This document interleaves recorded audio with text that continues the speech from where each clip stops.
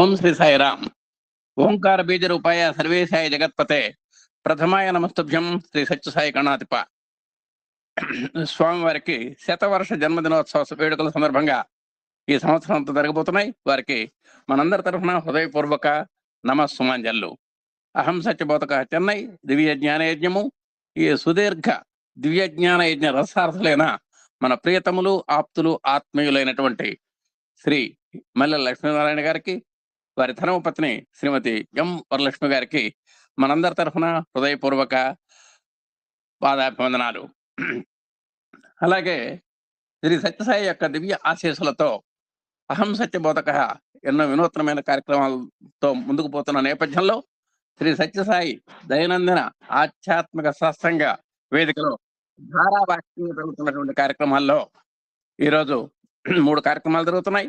గురువు గారి యొక్క ప్రత్యేక ఆధ్యాత్మిక సత్సంగము, ఆత్మారామము, మరి సత్యసాయి వాహిని కూడా అది నిర్దిష్టమైనటువంటి సమయాల్లో జరుగుతోంది. ఈ రోజు 2 జరగబోతున్నాయి. గురువు గారి యొక్క ప్రత్యేక ఆధ్యాత్మిక సత్సంగం, తర్వాత Atmaramam by Shrimati doctor GL Saraswati garu, Sairam Kovvur. ఆ తర్వాత శ్రీమతి కె భక్తవత్సలమ్మ గారు, సాయిరాం శ్రీకాళహస్తి, వీరి చేత ఆత్మారామం గ్రంథపట్నం కొనసాగబోతోంది. వారందరికీ స్వామి యొక్క దివ్యాశీస్సులు, మన అధినేత యొక్క శుభాశీస్సులు, మనందరి యొక్క శుభకామనలు వారికి నిండుగా మెండుగా ఉండాలని, ఈ కార్యక్రమం సజావుగా జరగాలని కోరుకుంటూ స్వామికి మరొక్కసారి వందనాలు సమర్పించుకుంటూ జై సాయిరాం, జై జై సాయిరాం. ప్రప్రథమంగా మన ప్రత్యేక ఆధ్యాత్మిక సత్సంగకర్త శ్రీ ఎమ్మెల్యన్ గారికి నేను ఆహ్వానిస్తూ ఓం శ్రీ సాయిరాం. అందరికీ సాయిరాం అండి. స్వామివారికి ప్రణామం చేసుకుంటూ ఇంకా కొన్ని విషయాలు తెలుసుకునే ప్రయత్నం చేద్దాం. ఇవన్నీ కూడా మీకు తెలిసే ఉండవచ్చు. ఇప్పుడు ఆత్మారామంలో కూడా చాలా విషయాలు మనం చదువుకున్న వాళ్ళు, తెలిసిన మంచి విషయాలు తెలుసుకోవటంలో తప్పేం లేదు. సో నిన్న ఒక అద్భుతమైన డెఫినేషన్ ఇచ్చారు. ధృతరాష్ట్రుడు అంటే మీరు కాదు, ధృతరాష్ట్రుడు ఎవరు నాట్. సింపుల్ డెఫినేషన్ ఏంటంటే తనది కాని వస్తువును తంది అనుకున్న వాళ్ళందరూ ధృతరాష్ట్రులే. ఇంతవరకు ఎవరు అటు నిర్వచనం చెప్పలా. ధృతరాష్ట్రుడు ఎవరంటే గంటల తర్వాత ఉపన్యాసం చెప్తారు, చెప్పంటే ఎవరైనా చెప్పగలరు. But what is meant by Dhritarashtra అంటే నాది కాని వస్తువు నాది అని ఫీల్ అయితే I'm Dhritarashtra. So you are not Dhritarashtra here. Then we can continue the topic.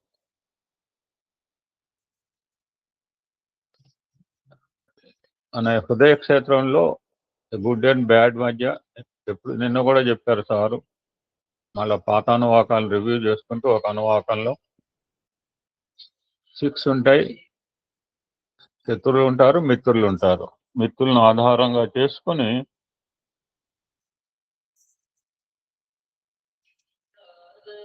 శత్రువులపై జయం సాధించమని ప్రీవియస్ అనువాకాలు రివ్యూ చేస్తూ కూడా చెప్పారు. ఓకే, నుంచి ఫార్వర్డ్ టుడే కొన్ని విషయాలు. సార్కు ఒక మెసేజ్ పెట్టాను. ఈ యొక్క చమకాన్ని మ్యాథమెటికల్గా ఎక్స్ప్లెయిన్ చేశారు కొన్ని 1000 years బ్యాక్. ఎవరైనా చూడండి, ఎవరైనా అర్థమైతే you can explain also. Video పెట్టాను, సార్ కూడా పెట్టాను. సార్ రెస్పాండ్ అయ్యారు. చమకానికి మ్యాథమెటికల్ ఎక్స్ప్లెనేషన్ ఇచ్చారు. ఎవరైనా స్టడీ చేయండి, చెప్పగలిగిన వాళ్ళు చెప్పొచ్చు కూడా. Now will go to the topic.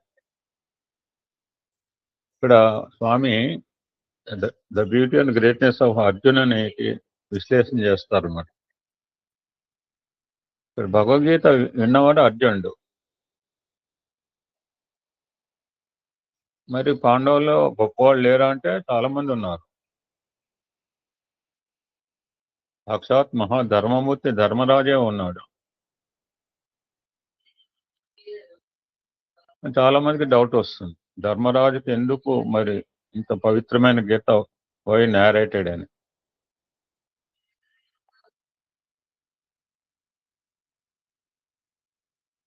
అతనికి అన్ని రకాల బలాలు ఉన్నాయి. భుజబలం ఉంది, బుద్ధిబలం ఉంది, గజబలం ఉంది. ధర్మరాజుకి అన్ని రకాల బలాలు, సర్వబలాలు ఉన్నాయి. సరే సరే ఆయనకి చెప్పలేదు.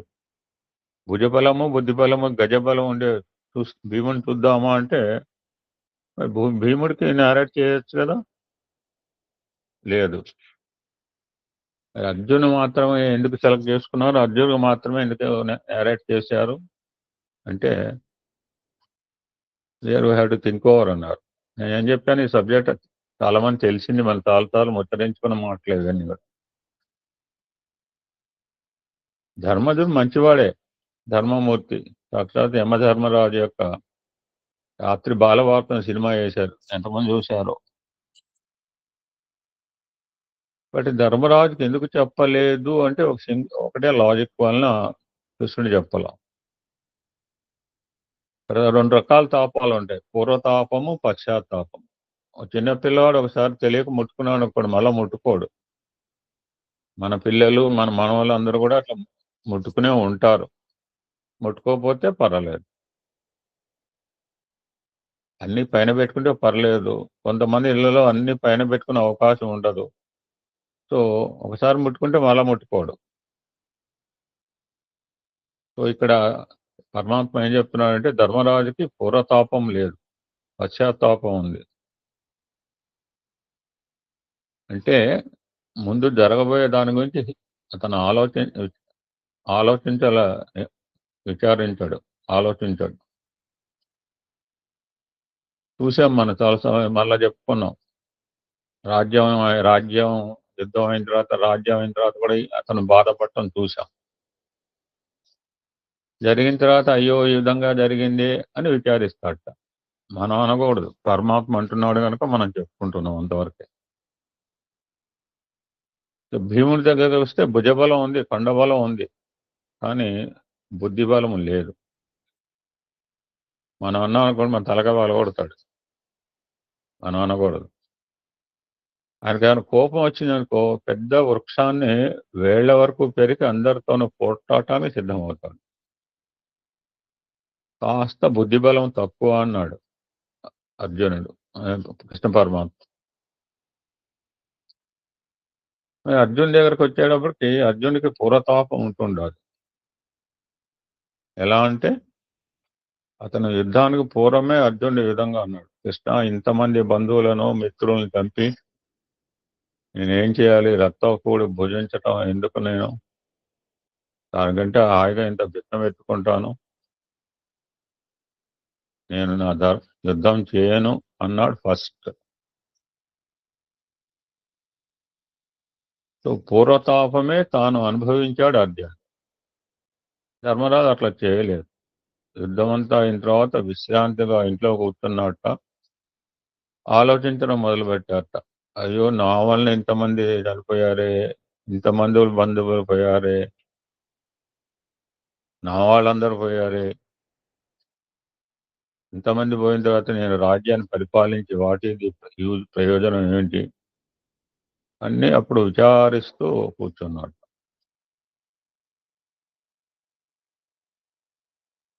ఇప్పుడు ఒక పదం వాడతారు స్వామి, వేగిరించినతో అది విషమగుణం. పద్యం కూడా చెప్తారు, తమరు చేయంగా వలయు కార్యమును గూర్చి మంచి చెడ్డలు చక్కగా నెంచి చూసి చేయుచుందురుగాక ఏ చింత లేక. వేగిరించినచో అది విషమే అగును. దీనికి ఒక బ్యూటిఫుల్ నేరేషన్ కూడా ఇస్తున్నారు.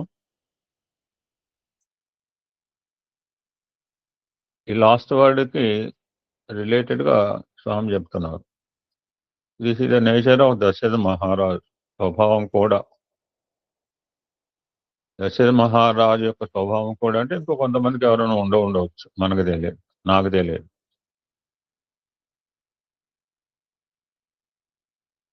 ఆ సిచ్యుయేషన్ చెప్తున్నాడు ఈ పదానికి ఎందుకు అని. దేవాసుర యుద్ధం జరుగుతోంది, తనకు సహాయం చేయడానికి 3వ భార్య అయిన కైకని తీసుకెళ్ళాడు. అంటే మిగిలిన వాళ్ళు ఎందుకు తీసుకెళ్ళాడంటే ఈవిడికి యుద్ధ నైపుణ్యం ఉంది. కేకై రాజపుత్రిక.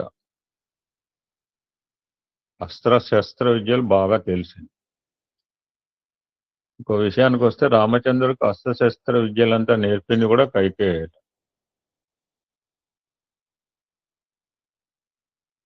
కృష్ణావతారంలో వస్తే సత్యభామ, రావ రామావతారంలో కైకేయి. ఇద్దరు కూడా అస్త్ర-శస్త్ర విద్యల్లో పడు నేర్పరి ఆరితేరినవారు. దశరథుడు యుద్ధం చేస్తున్న సమయంలో రథచక్రం ఒక రథచక్రానికో శీల ఉంటుంది. మనం బళ్ళు చూస్తే తెలుస్తుంది. బళ్ళు అన్ని చక్రాలకుంటాయి. నట్లుంటాయి. పూర్వకాలం ఆహ్, రెండేళ్ల బండి చూసినప్పుడు ఒక శీల ఉంటుందది. ఆ శీల ఊడిపోయింది. అది పూర్తిగా ఊడిపోయిందంటే చక్రం కింద పడిపోతుంది. ఆ సమయంలో తన భర్తకి అపజయం కలగకూడదు అనే భావనతో ఆలోచించింది. ఎలాగా ఏం చేయాలని చెప్పి వేరే తన చేతి వ్రేలినే రంధ్రంలో పెట్టి కాపాడింది శీలలాగా. విజయం సాధించాడు. దశరథ మహారాజు చూశాడు. కైకేయి చేతిలోంచి రక్తం కారిపోతుంది. ఆ దృశ్యం చూసిన తర్వాత ఆ విధంగా అంటాడు. నీ వల్లనే నేను ఈ విజయం సాధించాను. కనుక నీవు ఏమైనా 2 వరములు కోరుకో ఇస్తాను అని అన్నాడు. సమయం చెప్పలేదు, కోరికలు చెప్పలేదు. ఇంకో మాట కూడా చెప్పాడు. నీ ఇష్టం వచ్చిన సమయంలో నీ ఇష్టం వచ్చిన కోరికలు కోరుకోమని 2 ఆమెకి ఆప్షన్స్ ఇచ్చాడు. ఒక కాలమైనా నిర్ణయం చేయాలి, లేదా కోరికలైనా నిర్ణయం చేయాలంటున్నారు స్వామి. ముందు వెనక యోచించకుండా వరాలిచ్చాడు.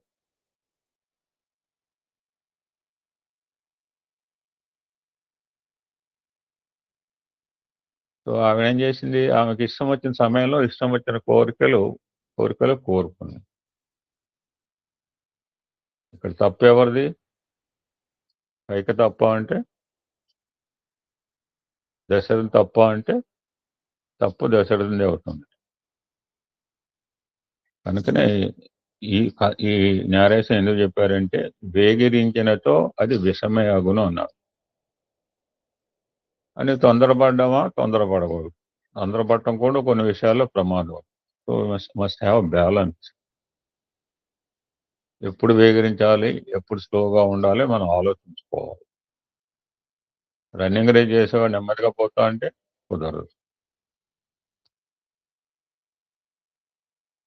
సో, ఇక్కడ కూడా పరమాత్మ అర్జునుడంటే చాలా ప్రేమ. ఆ ప్రేమ ఉంది కదా అని ముందు వెనకాల ఆలోచించగా కృష్ణుడు పని చేయలేదు. ఇక్కడ అర్జునుడు ముందు వెనకాల యోచించే యుద్ధానికి సిద్ధమయ్యాడు. ఈ నోస్ పెట్టి వెళ్దాట్ యుద్ధం అయిన తర్వాత ఎంతమంది బంధుమిత్రులు పోతారో తెలుసు. అదంతా జరిగిన తర్వాత నేను ఎవరి కోసం యుద్ధం చేయాలి? ఇప్పుడు మీరు రాబట్టి ఇక్కడ సత్సంగాలు సాగుతున్నాయండి. సో, మా మేడం అంటే అమ్మాయికి చెప్తుందంటే అది గొప్ప. ఇట్లా 1 to 1 కూడా చెప్పించుకునే వాళ్ళు ఉంటారు. ఈరోజు సార్ అన్నారు సుదీర్ఘ ప్రయాణం అంటే మీరందరూ రాబట్టి మనం మాట్లాడుకోగలుగుతున్నాం. మైక్ పెట్టుకుని ఎవరు లేకపోతే ఎవరు మాట్లాడతారు? సో, అదే విధంగా అనుకున్నారు. ప్రజలే లేనప్పుడు రాజ్యం ఏమిటి? సో, ఈ థింకింగ్ అబౌట్ ది ఫ్యూచర్. రాబోయే విషయాన్ని యోచిస్తున్నాడు. దట్స్ వై ఇందాక అన్నట్టుగా పశ్చాత్తాపము కాక పూర్వతాపం ఉండినోడు అర్జునుడు.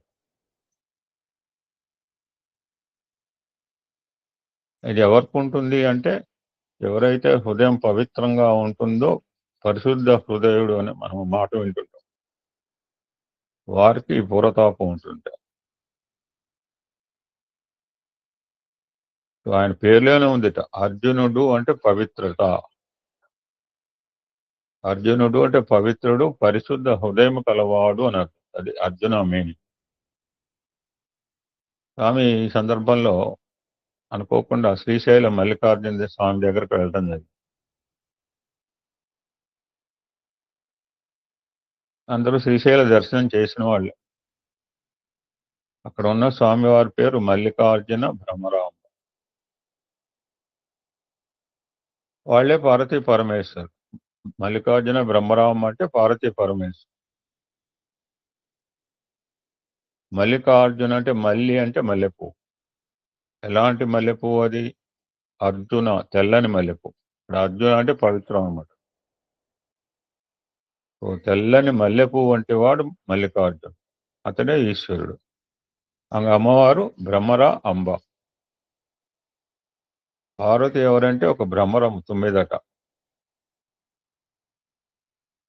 అంబ అయిన భ్రమరము తెల్లని మల్లెపువ్వులో చేరి మల్లెపువ్వు యొక్క మకరందాన్ని తీసుకుంటోంది. అటువంటి పార్వతమ్మ మల్లికార్జున అనే ఈశ్వర తత్వంలో ప్రవేశించింది. భ్రమరాంబ పార్వతి, తెల్లని మల్లెపూలను మకరందం ఈశ్వరుడు. ఆ విధంగా మల్లెపూలోని మకరందాన్ని గోలేదు కనుక ఆవిడకి అర్ధభాగం అధికారం ఇచ్చాడు.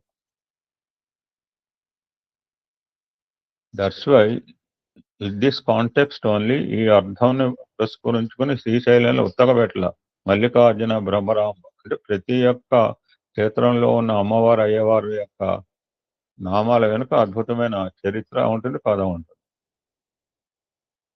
సడన్ గా స్వామి ఈ యొక్క దీంట్లో ఈ మల్లికార్జున తత్వం చెప్తాను జరిగింది. సో ఫైనల్ గా మరి ఇది చెప్పిన తర్వాత మళ్ళా స్వామి మాటలు ఎలా ఉంటాయి? సో యథావాత అర్జున అంటే పవిత్రం, నిర్మలము అంటాం. అలాంటి నిర్మలమైన పవిత్రమైన హృదయం కలిగిన అర్జునుడు కనుకనే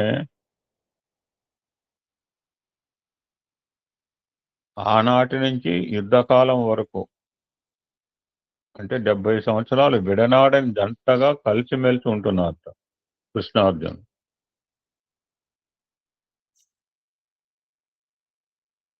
అంటే బహుశా వీళ్ళకి యుద్ధ సమయానికి 70 సంవత్సరాలు కావచ్చు, 75 ఇయర్స్. ఆ విధంగా 75 ఇయర్స్ కలిసిమెలిసి తిన్నారు, కలిసిమెలిసి పడుకున్నారు, ఆడుకున్నారు కూడా. ఏనాడు కూడా ఆయనకి భగవద్గీత బోధించలేదు.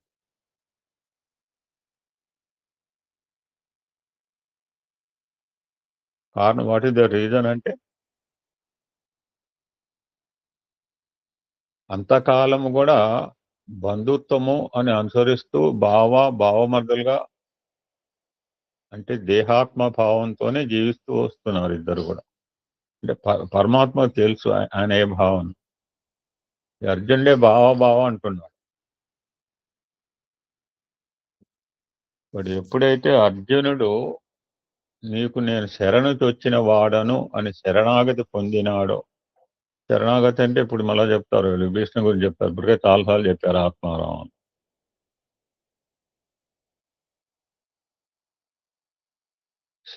శరణాగత వత్సలుడు రామచంద్రమూర్తి చాలాసార్లు చెప్పారు విభీషణ గురించి అందరూ కూడా. అటువంటి శరణాగతి ఏనాడైతే ఈ సరెండర్ అప్పుడు ఇక్కడ బంధుత్వం పోయింది, కృష్ణుడు గురువు అయ్యాడు.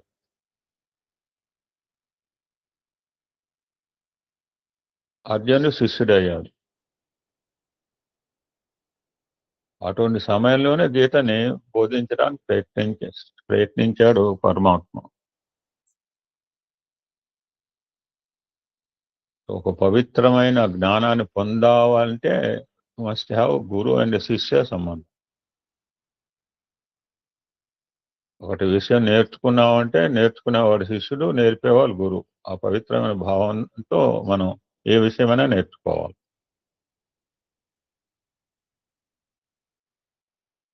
ఒక చిన్న ఇన్సిడెంట్ చెప్పి ఒక క్లోజ్ టుడే. ఇందాకే అన్నారు, వన్స్ సరెండర్ అయిన తర్వాత గీతోపదేశం చేయటం జరిగింది. ఇక్కడ మళ్ళీ స్వామి ఉద్దాలకుడు గురించి చెప్తున్నారు. ఉద్దాలకుడు మహాజ్ఞాని. అతని కుమారుడు శ్వేతకేతు. యుద్ధాలకుడు మించిన విజయవంతుడు లేడు. కానీ తన కుమారుడైన శ్వేతకేతుని మరొక గురువు వద్దకు పంపించాడు విద్యార్థులకు. విష్ణు సహస్రనామం కృష్ణ పరమాత్మ చెప్పవచ్చు, అటు భీష్ముడి చేతి చెప్పించాడు. భగవద్గీత చెప్పిన ఆయన విష్ణు సహస్రనామం చెప్పలేడా అంటే చెప్పదలుచుకోలేదు. ఇక్కడ మన తండ్రే చెప్పవచ్చు కదా కుమారునికి అని యోచించాడు. ఎందుకంటే నాకు పుత్ర వాత్సల్యం ఉంటుంది. అతడు చెప్పేవాడు నా తండ్రి భావం వస్తుంది. రావాల్సింది శిష్యభావం, గురుభావం రాదు. అటువంటి గురు శిష్య భావం లేనప్పుడు జ్ఞానం మనకి తలకంటది అంటున్నారు. సో దట్స్ వై మనం భావమతులుగా ఉన్నంత వరకు ఈ రిలేట్ బాహ్య జగత్తుకి కట్టుబడిపోయాం. సో నువ్వు ఈ దేహాత్మ భావాన్ని పూర్తిగా దూరం చేసుకుని పరమాత్మ భావంలో ప్రవేశించమన్నాడు అర్జునుడికి. సో ఎప్పుడైతే అర్జునుడు ఆ విధంగా శరణాగతి పొందిన తర్వాత కృష్ణుడు గీతను బోధించడానికి పూనుకున్నాడు. ఆ అర్జునుడు అప్పుడు ఒక మాట అన్నాడు, త్వమేవ మాతాచ, మన బాలవికా శ్లోకం, త్వమేవ మాతాచ పితా త్వమేవ బంధుశ్చ సఖా త్వమేవ విద్యా ద్రవిణం త్వమేవ సర్వం మమ దేవ అనే స్టేజ్కి వచ్చాడు. అనే స్టేజ్కి వచ్చినప్పుడు then he started to explain this Bhagavad Gita. So ఇంకా ఇద్దరు మాట్లాడాలి. సో ఇలాగా మనం అవకాశం చెప్పినప్పుడల్లా కొన్ని మంచి విషయాలు పునశ్చరణ చేసుకునే ప్రయత్నం చేద్దాం. ఇదంతా మీ అందరు కూడా గీతను ఉపాసన చేసిన వాళ్ళే, గీత తెలిసిన వాళ్ళే. భగవద్గీత ఎవరికి తెలియదంటే నాకు తెలియదు కనుక అందులో అంశాలు కొన్ని తెలుసుకునే ప్రయత్నం చేస్తున్నాను. సో లెట్స్ కంటిన్యూ ఆత్మారామం అండి. Take the subject forward. Om Shri Sairam. ఓంకార బీజ రూపాయ సర్వేశాయ జగత్పతే ప్రథమాయ నమస్తుభ్యం శ్రీ సత్యసాయి గణాధిప. శ్రీరామ రామ రామేతి రమే రామే మనోరమే సహస్రనామ తత్తుల్యం రామనామ వరాననే. ఓం శ్రీ సాయిరాం. సర్వదేవతాతీత స్వరూపులు భగవాన్ శ్రీ సత్యసాయి సుందివ్య శ్రీ చరణాలకు శతకోటి ప్రణామములు సమర్పించుకుంటూ అహం సత్యబోధక దివ్య జ్ఞాన యజ్ఞం వేదిక మీద మరొకసారి ఆత్మారామ గ్రంథ పఠనానికి అవకాశం కలిగించినటువంటి ఆత్మీయ సోదరులు పూజ్యులు శ్రీ మల్లె లక్ష్మీనారాయణ గారికి, వారి సతీమణి శ్రీమతి వరలక్ష్మి గారికి హృదయపూర్వక నమస్సుమాంజలు.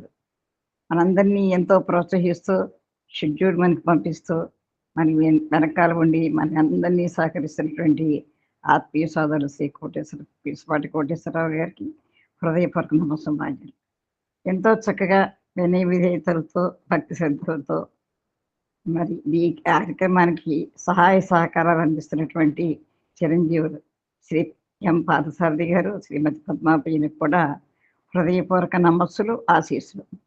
ప్రేమస్వరూపులైన సాయి కుటుంబ సభ్యులందరికీ, ఆత్మీయ సోదరి సోదరిమణులందరికీ ప్రేమపూర్వక హృదయపూర్వక సాయిరాం. ఈరోజు మనం ఆత్మారామం గ్రంథ పఠనంలో మన గిరిజ 279వ పేజీ పూర్తి చేసింది. ఈరోజు 23వ చాప్టర్ ఆత్మారామం 280వ పేజీ పఠనంలోకి ప్రవేశించబోతున్నాం. ఈ ప్రవేశించబోయే ముందు ఒక 2-3 విషయాలు తెలుసుకుందాం. స్వామి ఈ ఆత్మారామంలో ఇంతవరకు చక్కగా క్యారెక్టర్స్ అని చెప్పారు, వాళ్ళ ఆదర్శాలు చెప్పారు, రాముడు వీళ్ళందరికీ తెలియజేశారు మనకి. ఇప్పుడు మెల్లిమెల్లిగా ఇక్కడి నుంచి జ్ఞానబోధ చేస్తున్నారు స్వామి. అంటే ఒకేసారి జ్ఞానబోధ చేసేలేదు. ఈ చాప్టర్స్ అన్నీ కూడా మనకి జ్ఞానం గురించి తెలియజేస్తున్నారు. మన చదివిన దాంట్లో ప్రతి మానవుడు కూడా నారాయణుడు కాక తప్పదని చెప్పి, దైవత్వం వేరు కాదని, ఇవన్నీ కూడా మనం ఊహించుకుంటూ రకరకాల భిన్నభావాలకి మనం అవకాశం ఇస్తున్నాము అని ఈ మా ప్రస్తుత మానవుడి పరిస్థితి గురించి చెప్తూ, ఇక్కడ ద్వైతం అన్నటువంటిది విశిష్టాద్వైతము, అద్వైతము అని ఇవన్నీ కూడా స్వామి తెలియజేశారు. ఇది ఐయామ్ ఇన్ ది లైట్ అని చెప్తుంది ద్వైతం. Light in me, light is in me అంటే లైట్ కాంతి ప్రకాశం నాలోనే ఉన్నది చెప్తుంది విశిష్టాద్వైతం. ఇంకా అద్వైతం ఏంటంటే వెలుగు నేనే, ఐఆమ్ ది లైట్ అని ఈ విషయాన్ని తెలియజేశారు. కాబట్టి ఇదంతా కూడా తెలియజేస్తూ ఒక చక్కటి కొటేషన్ చెప్పారు స్వామి. నువ్వు అనుకునే నువ్వు ఒకటి కాదు, నువ్వు ముగ్గురు.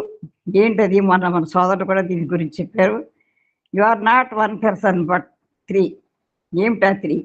ఒకటి నేను అనుకునే నేను బలానా బలానా బలానా అనుకుంటూ ఉంటాను చూసారా, దేహాత్మభావంతో, అది నేను. ఇంకోటి ఇతరులు అనుకునే నేను, the one others think you are. బలానా ఆవిడ, బలానా మనిషి, బలానా వ్యక్తిత్వం అని చెప్పుకుంటూ ఉంటారు కదా, అదొకటి. మూడోది the one you really one are, the one you really are.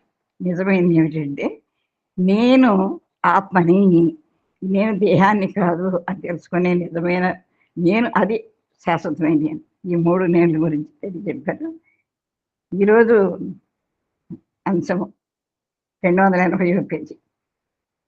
విద్యార్థులారా, ఈనాటి ఈ భిన్నభావములకు మూల కారణము మన మాటలు మన ఆచరణకు విరుద్ధమైనవిగా ఉండటమే. చెప్పేదొకటి చేసేదొకటి అన్నమాట. సత్యము, ప్రేమ, అహింస, ధర్మము చాలా ప్రధానమైనవి. మనకి ప్రబోధిస్తున్నాం మనం, చాలా ప్రధానమైనవని మనం ప్రబోధిస్తున్నాము, విశ్వసిస్తున్నాము, చక్కగా చెప్తున్నాం, మానవతా విలువలు అంటున్నాం, చిలక పలుకుల్లా పలుకుతున్నాం. కానీ మన నిత్య జీవితం అనందు దానికి విరుద్ధముగా ప్రవర్తించుతున్నాము. ఇదే ప్రకరణ శుద్ధి వ్యాఖ్యానం అన్నమాట. ఇంతే కాదు, సత్యమే మన యొక్క మతమని విశ్వసిస్తున్నాము. కానీ మనకు అవసరము లేనటువంటిది ఇప్పుడు సత్యముగానే ఉంటున్నది. నిజమైన సత్యాన్ని మనం తెలుసుకోకుండా మనకు బయట కనపడేది ఏదో ఉంది, అయితే ఉందో అదే మనం సత్యంగా భావిస్తున్నాము. అసలు సత్యం అంటే త్రికాలంలో మార్పు చెందినటువంటిది సత్యము. అదే మనలో ఉన్న ఆత్మతత్వము. తన గురించిన సత్యమును తెలుసుకున్నట్టుకు మానవుడు ప్రయత్నించట్లేదు. తన గురించిన సత్యం ఏమిటి? నేను దేహాన్ని కాదు, నేను ఆత్మని తెలుసుకోవడం. ఆ విషయాన్ని మాత్రం ఈనాటి మానవుడు గుర్తించడానికి ప్రయత్నం చేయట్లేదు.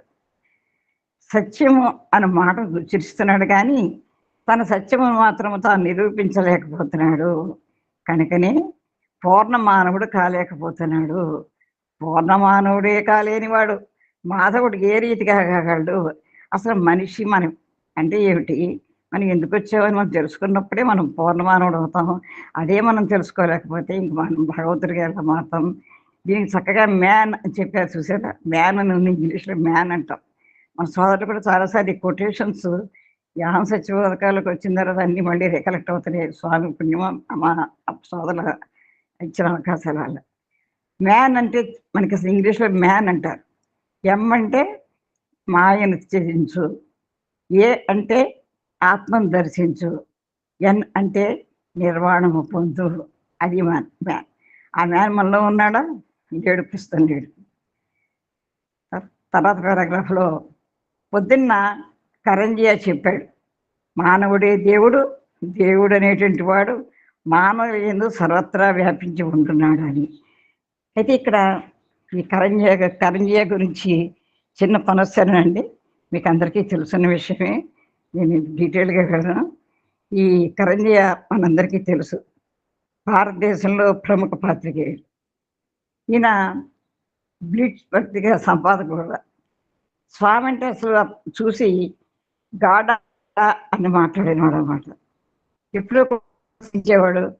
ఆ విధంగా 1976లో స్వామి దగ్గరికి వెళ్ళి ఈ విమర్శాత్మకమైన సందేహాలన్నింటికీ కూడా సుమారు 1.5 సేపు స్వామితోటి ఇంటర్వ్యూ చేసి ఆయన సందేహాలన్నింటికీ కూడా నివారణ చేసుకుని తర్వాత ఆయన స్వామికి అత్యంత సన్నిధి అయిపోయారు. మామూలు అపోజిషన్ కాదు, స్వామి అంటారు పక్కా అపోజిషన్ అనమాట. అటువంటి కరంజియా, డాక్టర్ ఎన్కే కరంజియా ఆయన పేరు. ఆయన స్వామి దగ్గర చేరి ఆ సందేహాలను తీర్చుకుని తర్వాత గాడ్ న్యూస్ ఇన్ ఇండియా అని ఒక పుస్తకాన్ని, ఇలాంటి పుస్తకాలు కూడా రాశారు. అటువంటి కరంజియా అత్యంత స్వామి తత్వాన్ని ప్రపంచానికి తెలియపరచడంలో ముఖ్య పాత్ర వహించినారు కరంజియా. అది కరంజియా గురించి. కరంజియా అంటే మనం ఒక్కసారి గుర్తు చేసుకోవాలన్నమాట.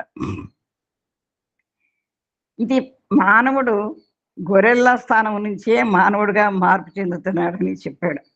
మనం చిన్నప్పుడు చదువుకున్నాం కదండి. ఈ సృష్టి అనుక్రమణలో గొరిల్లా అంటే గొరిల్లాకి మానవుడికి చాలా దగ్గర సంబంధం ఉంటుంది. అంటే DNA test DNA gorilla DNA మానవుని డిఎన్ఏ మనం చదువుకున్నాం చిన్నప్పుడు దగ్గరగా ఉంటుంది. సుమారు 96 నుంచి 99 వరకు 2 డిఎన్ఏలు కూడా సమానంగా ఉంటాయి. అంతేకాదు ఇవి మనకి మనకి వీడియోలో చూడడమే కానీ ఉష్ణ మండలాల్లో ఉంటాయి. అవి నడుస్తాయి, మామూలుగా నడుస్తాయి. ఆ నడకలో కూడా ఏదో ఆలోచిస్తున్నగా ఉంటాయి. అటువంటి గొరిల్లా నుంచి మనం మానవుడిగా మార్పు చెందాము అని మనం చిన్నప్పుడు చదువుకోవడం జరిగింది, వినడం జరిగింది. అయితే ఈ గొరిల్లా నుంచి వచ్చిన వాళ్ళం గొరిల్లాలా ఉన్నా, గొరిల్లాలా కూడా లేము, గొరిల్లా మారిపోతున్నాం అన్నమాట ప్రస్తుత పరిస్థితుల్లో. జగత్తు లోహముగా మరణించి వృక్షముగా జన్మించింది, వృక్షముగా మరణించి ఒక మృగముగా జన్మించింది, మృగముగా మరణించి మానవుడిగా జన్మించింది. ఇక్కడ మనం గుర్తించుకోవాల్సింది ఏంటంటే మరణించడము అంటే చనిపోవడం కాదు, జస్ట్ ఒక రెస్ట్ అనమాట, విశ్రాంతి, ఒక పరిణామం చెందడం. లోహం ఇక్కడ మనకి శాస్త్రిగా చాలా చక్కగా చెప్పారు. పర, పశ్యంతి, మధ్యమ, వైఖరి. పర అంటే చలనం లేనివి. ఈ లోహాలు కానివ్వండి, పర్వతాలు కానివ్వండి, ఇవన్నింటినీ కూడా చలనం లేనివి పర. వీటిల్లో కూడా చైతన్యం ఉంది, చాలా స్వల్పంగా చైతన్యం ఉంది. కాబట్టే అవన్నీ కూడా ఈ లోహాలని మనకి తెలుసు. భూమిలో ఎన్నో లోహాలు నిక్షిప్తమై ఉన్నాయి, ఈ బంగారం ఇటువంటివన్నీ. అక్కడ నుంచి తర్వాత స్టెప్ ఏంటంటే వృక్షము, అదే పశ్యతి, వృక్షాల్లో ఇంకా చలనం ఎక్కువగా ఉంటుంది. ఆ చలనం ఎలాగుంటుంది, చక్కగా పెరుగుతాయి, ఊర్ధ్వముఖంగా పెరుగుతాయి. వీటిల్లో చలన శక్తి 50% ఉంటుంది. ఆ తర్వాత వృక్షం ఎలా మారింది, పశువుగా మారింది. అంటే పశ్యంతి, పశువులకి కొంచెం చేతనం ఎక్కువ ఉంది, చైతన్య స్థితి ఎక్కువగా ఉంటుంది. పశ్యంతి. అక్కడి నుంచి తర్వాత వైఖరి, పరా, పశ్యంతి, మధ్యమ, వైఖరి. మా శాస్త్రి గారు చెప్పారు ఉత్తరంలో. వైఖరి అంటే మానవుడిగా మరణించాలి, మాధవుడిగా పుట్టాలి. ఇన్ని రకాల జన్మలు ఎత్తి మనం ఒకదాని తర్వాత ఒకటి, ఒక స్టెప్ బై స్టెప్ ఎత్తి మనం మానవుడిగా అంటే మామూలు ఈ మానవుడిగా కాదు, మానవత్వం తెలుసుకొని ఆ సత్యధర్మ శాంతి ప్రేమలు ఏ విధంగా అయితే ఉన్నాయో తెలుసుకొని మానవత్వంతో మరణిస్తేనే మాధవుడుగా పుట్టాలి అని స్వామింద్రుడు తెలియజేస్తున్నారు. లోహం నుంచి వృక్షం నుంచి పశువు నుంచి మనిషి, ఒకదానికొకటి ప్రమోషన్ చేసుకుంటూ వచ్చాయి. నిజంగా ఈ అన్నీ కూడా ఈ 84 లక్షల జీవరాశులు కూడా క్రిమికీటకాల దగ్గర నుంచి ఒక్కో మెట్టు పైకి ఎక్కుతూనే ఉంటాయి. కానీ మానవుడు మాత్రము అన్నీ తెలిసి కూడా ఇప్పుడు మన జీవితమే పరమ సోపాన పడ్డాం. అందులో చూడండి, పెద్ద నిచ్చెన ఉంటుంది, పెద్ద పాము ఉంటుంది. ఆ పెద్ద నిచ్చెన మనం ఎక్కాలి, ఎక్కితేనే పరమపదానికి వెళ్తాం. ఆ నిచ్చెన ఎక్కలేమనుకోండి, మళ్ళీ ఎక్కడి నుంచి వచ్చామో అక్కడికి వెళ్ళిపోతాం. మన్ని మాధవుని స్థాయికి పోయినప్పుడే ఉన్నత స్థాయి అవుతుంది. కానీ ఆ నిచ్చెన మీద కిందకి జారిపోతే మళ్ళీ ఎక్కడి నుంచి వచ్చామో అక్కడి నుంచి వెళ్ళిపోయి ఈ జన్మ కంటే కూడా హీనమైపోతుంది అని చెప్తున్నారు స్వామి. మనం ఎప్పుడూ కూడా ప్రమోషన్లో పోవాలి కానీ రివర్స్లో రాకూడదు. ఏదో తెలుసుకుందాన్ని కాస్త ఉన్నత స్థితికి చేరుకునే ప్రయత్నం చేయాలి కానీ ఏదో విన్నామా, కాలక్షేపం అయిపోయిందా అనుకోకుండా మళ్ళీ కిందకి దిగజారిపోకూడదు. ప్రతి మానవుని యందు కూడా దైవత్వం అనేటువంటిది సర్వత్రా వ్యాపించి ఉన్నది. చాలాసార్లు చెప్పుకుంటాం ఈ విషయం. మనకు దేహ సంబంధమైన బంధుమిత్రుల కంటే కూడాను, తల్లిదండ్రుల కంటే కూడాను, అన్నదమ్ముల కంటే కూడాను అతి సమీపమైనటువంటిది మన ఆత్మ. ఇది శాశ్వతమైనది. ఈ తల్లిదండ్రులు ఈ జన్మలో ఈ తల్లిదండ్రులు, వచ్చే జన్మలో ఎవరు, క్రితం జన్మలో ఎవరు మనకి తెలియదు. వీళ్ళంతా రెంటెడే. పెరదనేంటి ఏంటంటే ఆత్మ మాత్రమే. ఇవన్నీ దేహం రెంటే, తల్లిదండ్రులు రెంటే, అన్నీ రెంటే. కనుక మనము ఈ విధమైనటువంటి కాన్షియస్నెస్ అంటే జాగ్రత్త, ఎరుక, జ్ఞానము అంటే ఉండాలన్నమాట. కాన్షియస్లో ఉన్నావా? ఎవరైనా మాట్లాడినప్పుడు చూడండి, కాన్షియస్ ఉండే మాట్లాడుతున్నావా అంటే నువ్వు తెలిసే మాట్లాడుతున్నావా, బుద్ధి ఉండే మాట్లాడుతున్నావా అంటూ ఉంటాం కదా, ఆ కాన్షియస్నెస్. మరియు దివ్యమైనటువంటి తలంపులు నిరంతరము అభివృద్ధి కావించుకోవాలి. మన భావములు సంచితములు కాకుండా విశాలమైనవిగా అభివృద్ధి చేసుకోవాలి. మన సంసారం స్వామి వారి దివ్య ఉపన్యాసంలో ఎప్పుడు కూడా ఆయన నా అని కానీ నీ అని కానీ సంబోధించరండి, ఆయన కూడా కలుపుకుంటారు. అది స్వామి నుంచి మనం నేర్చుకోవాల్సింది. ఐ టు ఈ ట్రాన్స్ఫర్మేషన్ అంటే అది. స్వామి ఇక్కడ నా గృహం అని చెప్పట్లా, మన సంసారము, మన భావాలు సంకృతి కాకుండా మన సంసారము, మన వాకిలి, మన ఇల్లు అని కేవలము స్వార్థపరమైన రీతిలో రూపొందించుకోకూడదు. నేను బాగుంటే చాలు, నా కుటుంబం బాగుంటే చాలు, నేను ఇంతకే పరిమితమై ఉంటానంటే కుదరదు. అలాంటివి మీరు పెంచుకోకండి అని చెప్తున్నారు. మన గృహము నుంచి మన గ్రామమునకు, మన గ్రామము నుంచి మన జిల్లాకు, మన జిల్లా నుంచి రాష్ట్రమునకు, మన రాష్ట్రము నుంచి దేశమునకు, దేశము నుంచి సర్వ ప్రపంచమునకు వ్యాపింపచేసేటటువంటి విశాల భావము ప్రయత్నపూర్వకంగా సాధించాలి. దీని ఐ టు వీ ట్రాన్స్ఫర్మేషన్ అంటే ఇదే.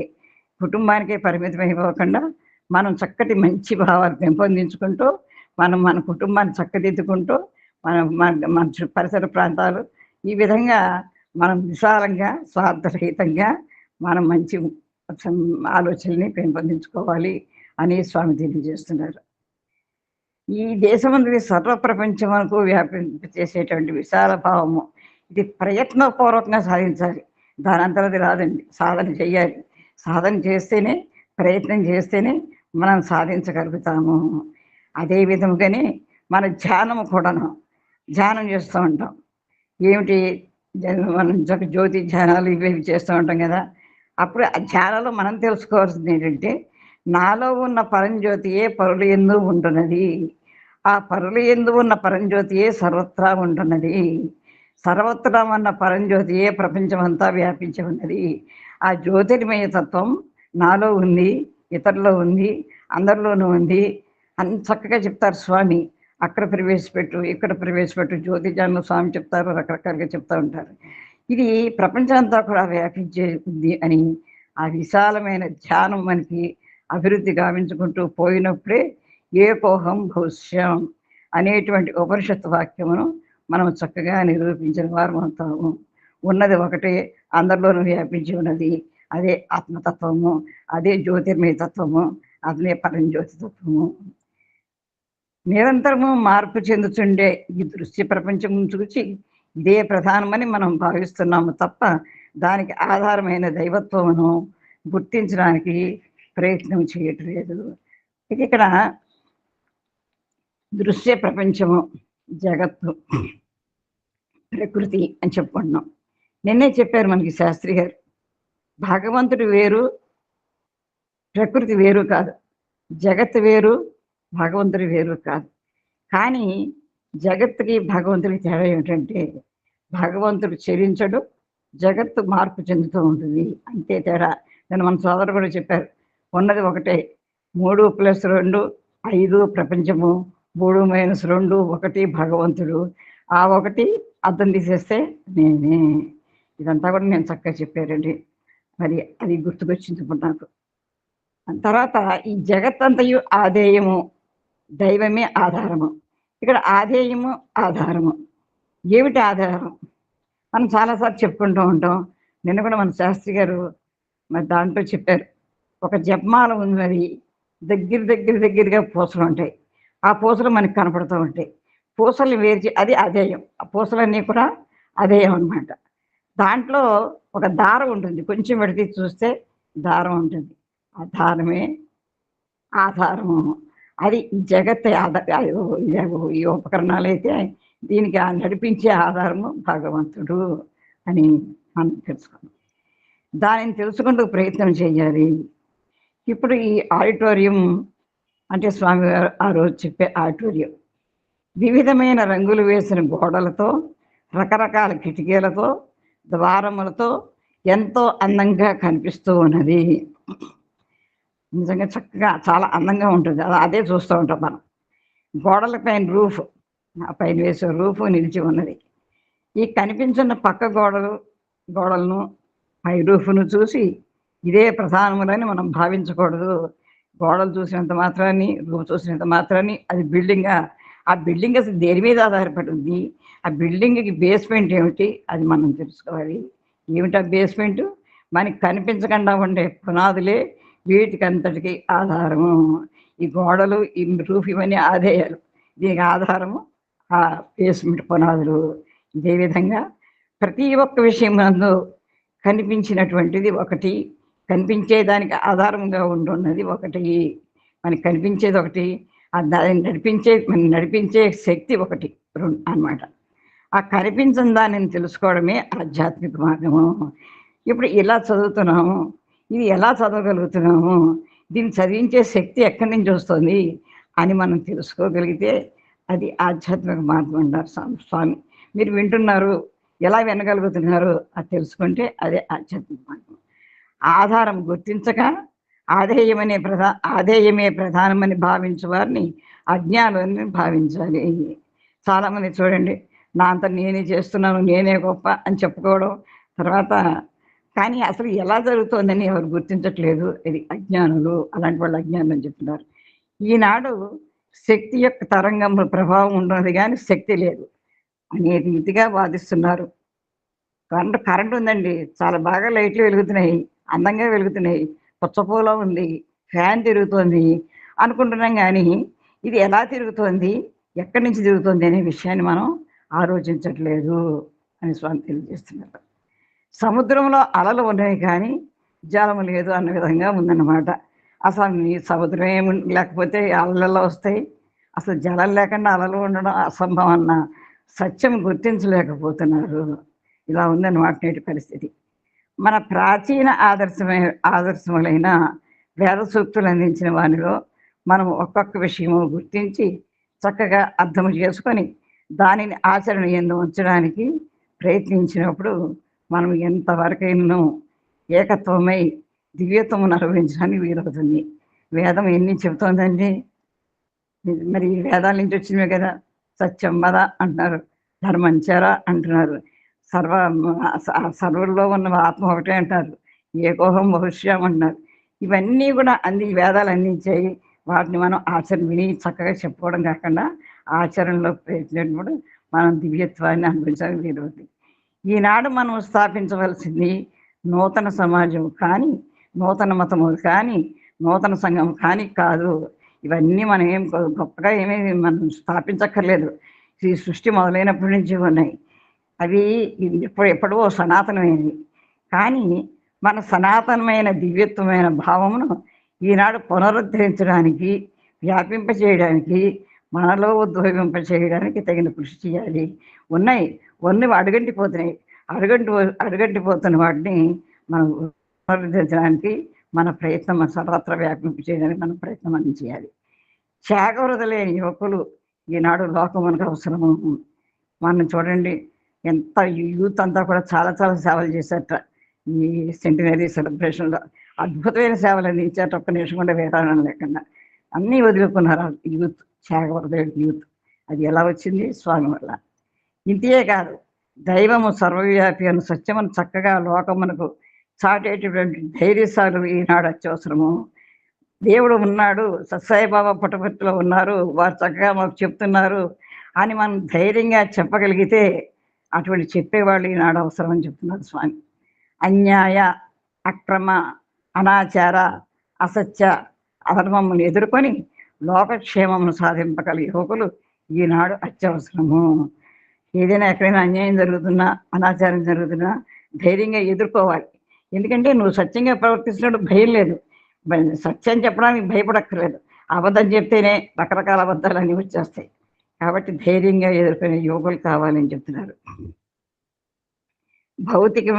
భౌతికములైన వాటిపై ఆధారపడకుండా తన యొక్క నిజాయితీ, నైతిక, ధార్మిక, ఆధ్యాత్మిక శక్తులపై ఆధారపడే యువకులు ఈనాడు అత్యవసరము. అందుకని అన్ని ఇన్స్టిట్యూట్స్ పెట్టి, బాల వికాసాలు పెట్టి ఎంతోమంది ఉన్నతమైన విద్యార్థుల్ని తయారు చేయడానికి స్వామి ఎంతో సేవ చేశారు. అటువంటి యువకులు ఇవాళ కావాలి. అదే యువకుల్ని ఈనాడు అన్ని రంగాల్లో కూడా ప్రవేశపెట్టడానికి ప్రయత్నాలు కూడా జరుగుతున్నాయి. అనుకరణలకు స్వస్తి చెప్పి, అంటే ఇమిటేషన్ అన్నమాట. స్వార్థమును పక్కన పెట్టి అహంకారమును నిర్మూలన చేసి నేను చేస్తున్నాను నా అహంకారాన్ని వదులుకోవాలి. ఆనందముతో లోకసేవ చేయడానికి ముందడుగు వేసే యువకులు ఈనాడు అత్యవసరము. అందరి యందున్నటువంటి దైవత్వం ఒక్కటే, ఉన్నవాడు ఒక్కడే భగవంతుడు. God is one, God is one, God is one, God is everywhere అని చెప్తూ స్వామి ఇందులో మీరు కూడా దైవ స్వరూపులే. చాలాసార్లు దివ్యోపన్యాసంలో చెప్తారండి, మీరు దైవ స్వరూపులే, నేను నేను దైవాన్ని, మీరు దైవాలే. నేను దైవత్వాన్ని తెలుసుకున్నాను, మీరు మీ దైవత్వాన్ని తెలుసుకోలేకపోతున్నారు అని ఎన్నోసార్లు వారు చెప్పడం జరిగింది. అందుకనే దివ్యాత్మ ఇవి మళ్ళీ మళ్ళీ వస్తూనే ఉంటాయి మాటలు. అందుకనే స్వామి అలా సంబోధిస్తూ ఉంటాడు. కేవలము సత్యసాయిబాబా ఒక్కడే గాడ్ అని చెప్పుటకు వీలు కాదు. మీరందరూ కూడా దైవ స్వరూపులే. కనుకనే కోటి సూర్యుల కాంతితో ఉన్న పరమాత్మతత్వమును వేదం మరొక రీతిగా చెప్పింది. ఈ పరమాత్మతత్వం ఎలా ఉందండి? ఒక సూర్యుడి కాంతి ఇంత బ్రహ్మాండంగా ఉంటే ఆ పరమాత్మతత్వము కోటి సూర్యుడు ప్రకాశిస్తే ఏ విధంగా ఉంటుందో అది వేదం ఏ విధంగా చెప్తుంది. సహస్ర శీర్ష పురుష సహస్రాక్ష సహస్రపాత్ పురుషోత్తం వస్తుంది కదా. పరమాత్మనికి ఎన్ని శిరస్సులు అంటే ఇవన్నీ కూడా పరమాత్మ యొక్క శిరస్సులే. అంటే ఈ సృష్టి అంతా కూడా పరమాత్మ యొక్క శిరస్సులే అని ఈ వేదవాక్యం తెలియజేస్తుంది. వెనక్కి మళ్ళీ ఇంకో మాట చెప్తున్నారు తెలుసండి. సర్వత పాణిపాదం తత్వరతోక్షిత శిరోముఖం సర్వతశ్రుతి మనులోకే సర్వమా వృత్యతిష్టతి. ఇది భగవద్గీతలో కృష్ణ పరమాత్మ చెప్పాడు. ఈ శ్లోకం 13వ అధ్యాయం క్షేత్ర విభాగంలో. అన్ని కాళ్ళు, అన్ని చేతులు, అన్ని చెవులు, అన్ని కళ్ళు అన్నీ కూడా నేనే. ఆఖరికి ఎందులోనూ చలనం లేని వాటిలో కూడా నేనే నిండి ఉన్నాను అని ఈ శ్లోకం ద్వారా భగవానుడు మనకి భగవద్గీతలో ఉపదేశించి ఉన్నాడు. ఎక్కడ చూస్తే అక్కడ తాను కనిపిస్తున్నాడు. సర్వంతా నిండి ఉన్నాడు కాబట్టి మన మనుగడ జరుగుతుంది. భగవంతుడు ఎక్కడ చూసినప్పటికీ మన వీపు వెనుకని మన కష్టసుఖములకు, మన దుఃఖములకు, మన విచారములకు ఆదుకునేటటువంటి దానిలో సహాయకారి మన వెంట ఎంట కంట ఉండి మనల్ని కాపాడుతూ వస్తున్నాడు. నిజంగా భగవంతుడు మనని కాపాడకపోతే మనం ఇలా ఉండగలమా? స్వామిని మనం భగవంతుని నమ్ముతున్నాం. మీ వెంట ఉండి కాపాడతారని మనకి అభయం ఇచ్చాడు కదా కృష్ణ పరమాత్మ. స్వామి కూడా అభయం ఇచ్చి మనని కాపాడుతూ వస్తున్నారు. కష్టాలు సుఖాలు వచ్చినా వాటిని తట్టుకునే శక్తిని ఇస్తున్నారు.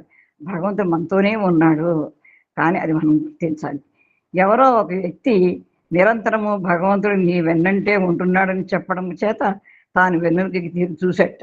ఈ వెనకాలే ఉన్నాడు రా దేవుడు అంటే నాలాంటి అమాయకుడు కదా, అజ్ఞానుడు ఎవరు వెనక్కి తిరుగుసేట. అక్కడ లేకపోయినాడు. ఏమీ భగవంతుడు వెన్నంటి ఉంటున్నాడని చెప్పినాడే, ఈ వెనక లేడే అని నిరుత్సాహం గురి అయిపోయేట. అంటే భగవంతుడు కనపడతాడండి, కనపడ్డు. కానీ శక్తి స్వరూపము మనకి ఆ చైతన్యం మనం నడిపిస్తుందనే విషయాన్ని మనం గుర్తించుకోలేక నిరుత్సాహపడిపోతున్నాం. దేవుడు లేడు అనుకుంటున్నాం. కేవలము అజ్ఞాని అయిన ఈ పిచ్చివాడు నా వెనుక భాగం ఇది, ఇప్పుడు ఇక్కడే ఉంటున్నాడు పరమాత్ముడు, నేను ఇట్లా తిరిగేటప్పటికి ఇక్కడ ఉంటున్నాడు పరమాత్ముడు.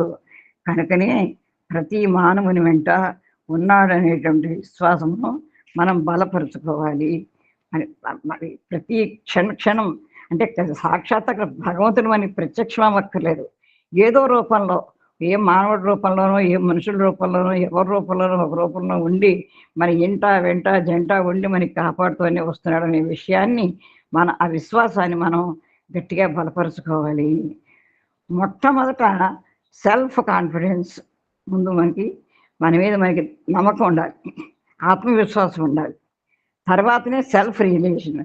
ఎప్పుడైతే మనలో మనకి ఆత్మవిశ్వాసం, నేను ఏదైనా చెయ్యగలను, నేను మాట్లాడగలను, నేను ఈ పని చక్కబెట్టగలను, ఈ పని నాకు ఇచ్చారు, ఈ అవకాశం చేయగలనే ముందు ఆత్మవిశ్వాసం ఉండాలి. ఆ తర్వాత అప్పుడు ఏం జరుగుతుంది? సెల్ఫ్ రియలైజేషన్ వస్తుంది. ఎప్పుడైతే మనకి ఆత్మవిశ్వాసం ఉందో మనలో మనకి మార్పు వస్తుంది. కనుక ప్రతి ఒక్కరి యందును నేను నేను నేను అని శబ్దస్వరూపుడై, ఆత్మస్వరూపుడై, చైతన్య ప్రకాశమై సర్వుల యందును సమానముగా ప్రకటిస్తూ వస్తున్నాడు పరమాత్మ. ఏ విధంగా ఉన్నాడండి? అందరిలోనూ ఎక్కడ ఉన్నాడండి, ఎలా ఉన్నాడండి, ఏ విధంగా ఉన్నాడండి అంటే ఆత్మస్వరూపుడు ఏ విధంగా ఉన్నాడు, మన చేత చూపిస్తున్నాడు, మన చేత వినిపిస్తున్నాడు, మన చేత మాట్లాడిస్తున్నాడు, మన చేత నడిపిస్తున్నాడు, మనకి శక్తి సామర్థ్యాలను ఇస్తూ మనకి కంటే కనపడకుండా మనకి శక్తిని ఇస్తున్నాడు పరమాత్మ. ఎన్ని కోట్ల మిలియన్స్ జనులు ఉండినప్పటికీ, జనులే కాదండి, జనులంటే ఇక్కడ మొత్తం 84 లక్షల జీవరాశులు ఉన్నది సృష్టి.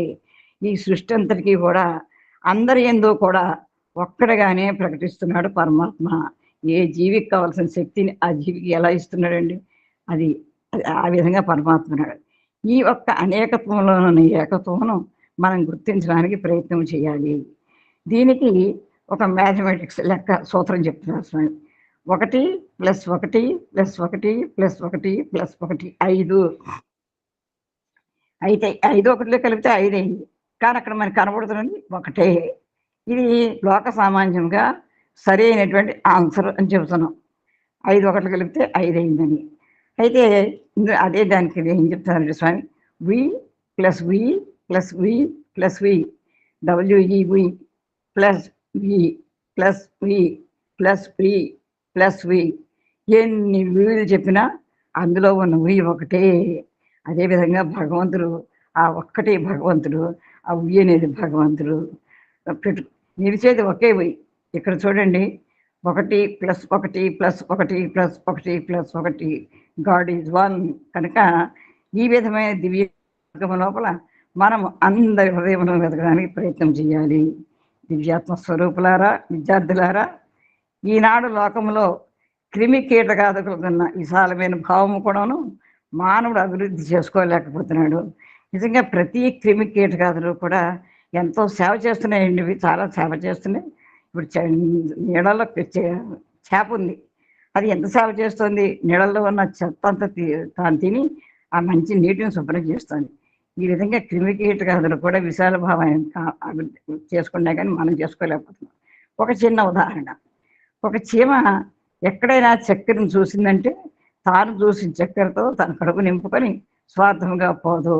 చక్కెరను చూసిన ఆ చీమ మరి 10 చీమలకు చెప్పి 10 చీమలను పోగు చేసుకుని ఆ చిక్కిన చక్కెరను అన్నీ సమంగా ఆరగిస్తాయి.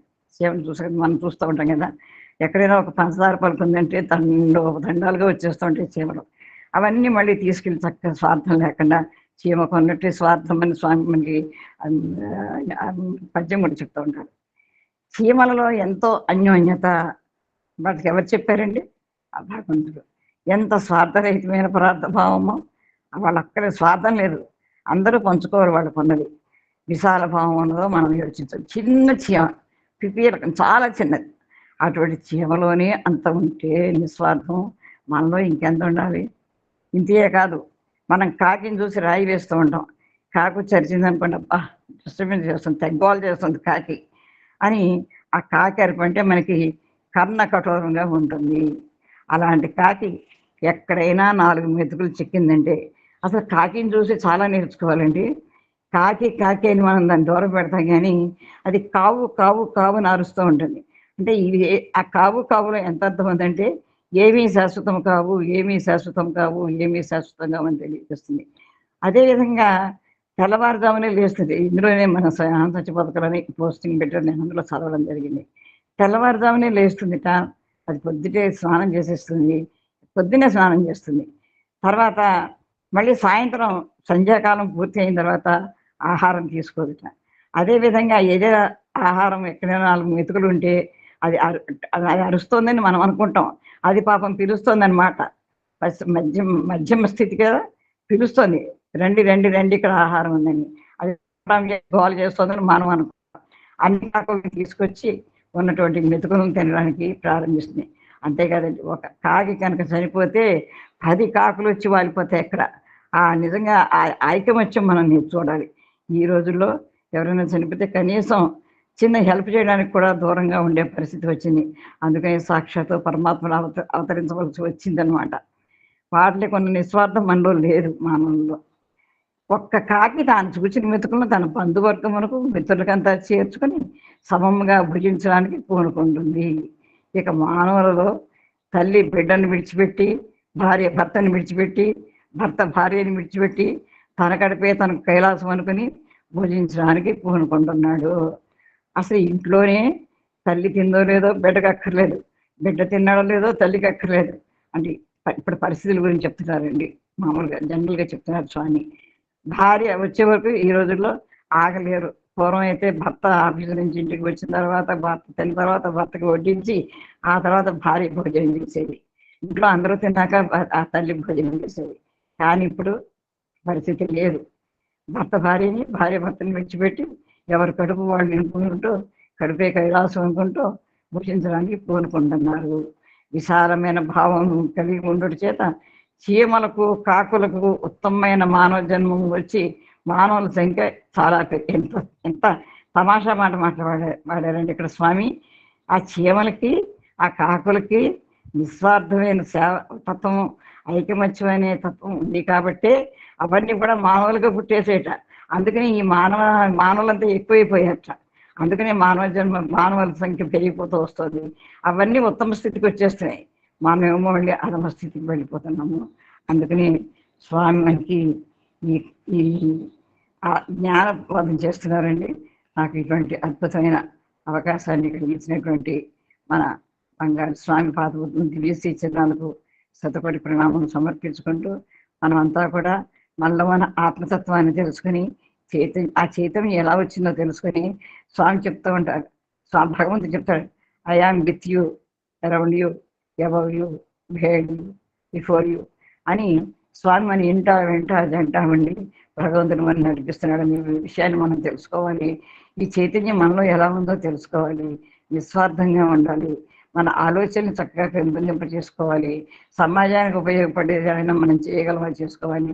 ముందు మన కర్తవ్య ధర్మాన్ని అంతా కూడా మనం నిర్వర్తించుకొని ఆ మార్గంలో మనం అంతా ప్రయాణం చేసి నేను నిజమైన నేను అంటే ఏమిటో తెలుసుకొని ఆ ఆత్మశాశ్వతమైన తెలుసుకొని మనం ఇటువంటి ఉన్నతమైన స్థితికి తీసుకువెళ్ళి నాకు స్వామిని ప్రార్థిస్తూ ఇటువంటి అద్భుతమైన అవకాశాన్ని ఈ వేదిక మీద నాకు ఇచ్చినటువంటి మా ఆత్మీయ సోదరులు శ్రీ పూజ్యులు లక్ష్మీనారాయణ గారి దంపతులకి హృదయపూర్వక నమస్సమాంజలి తెలియజేసుకుంటూ నాకు ఇంతవరకు ఓపికగా విన్న శ్రోతలకి హృదయపూర్వక ధన్యవాదాలు తెలియజేసుకుంటూ మరి నాకు స్వామికి మరొకసారి కృతజ్ఞతలు తెలియజేసుకుంటూ నాకు కూడా ఇంత చక్కటి అవకాశాన్ని ఇచ్చినందుకు చాలా ఆనందంగా ఉంది. అది తరతడి నేను ఇస్తున్నానండి. తర్వాత సోదరి మనం చదువుతారు. ఓం శ్రీ సాయిరామ్, జై సాయిరామ్, జై జై సాయిరామ్.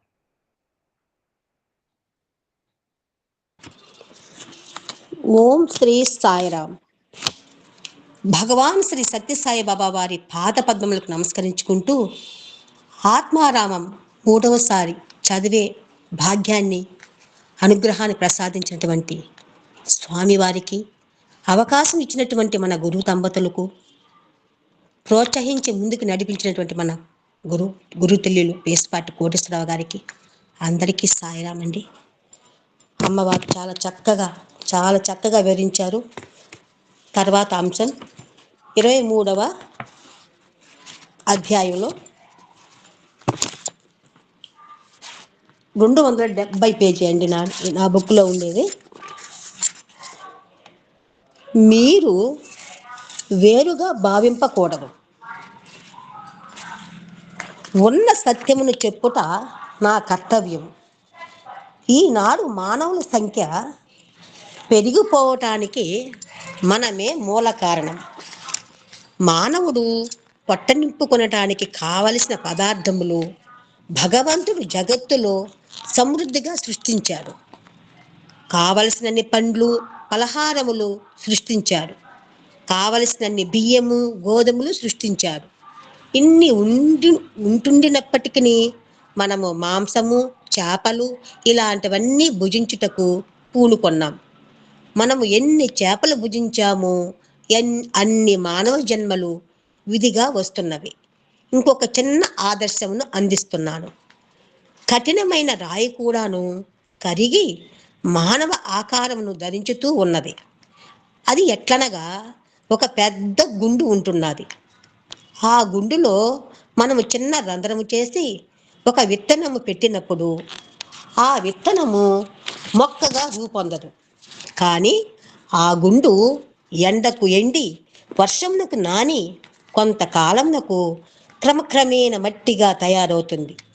ఈ డస్ట్ లోపల మనము విత్తనము పెట్టినప్పుడు మొక్క వస్తున్నది. ఈ మొక్క వృక్షముగా మారిపోతున్నది. ఈ వృక్షములో ఫలములు మనకు లభిస్తున్నవి. ఈ ఫలములు మానవుడు భుజించుచున్నాడు. మానవుడు భుజించినటువంటి ఆహారము తిరిగి మానవ జన్మమునకు మూల కారణంగా ఏర్పడుతున్నది.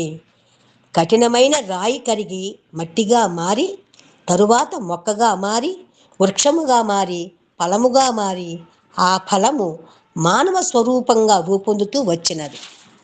ఈ విధంగా మనము చక్కగా లోతునకు దిగి విచారించినప్పుడు ఎటువంటి పదార్థమైనా కూడాను మానవత్వములో ఉన్న దివ్యత్వంగా తయారవుతున్నది. భగవద్గీత ఏకోహం బహుశ్యాం అనియే కాకుండా బీజం మాం సర్వభూతానాం విద్ధి అని కూడా అన్నది. మనం చూసే వృక్షములో ఉన్న కొమ్మలు, రెమ్మలు, ఆకులు, కాయలు, పుష్పములు ఇవన్నీ ఒక్క బీజములో నుంచి పుట్టినటువంటివే.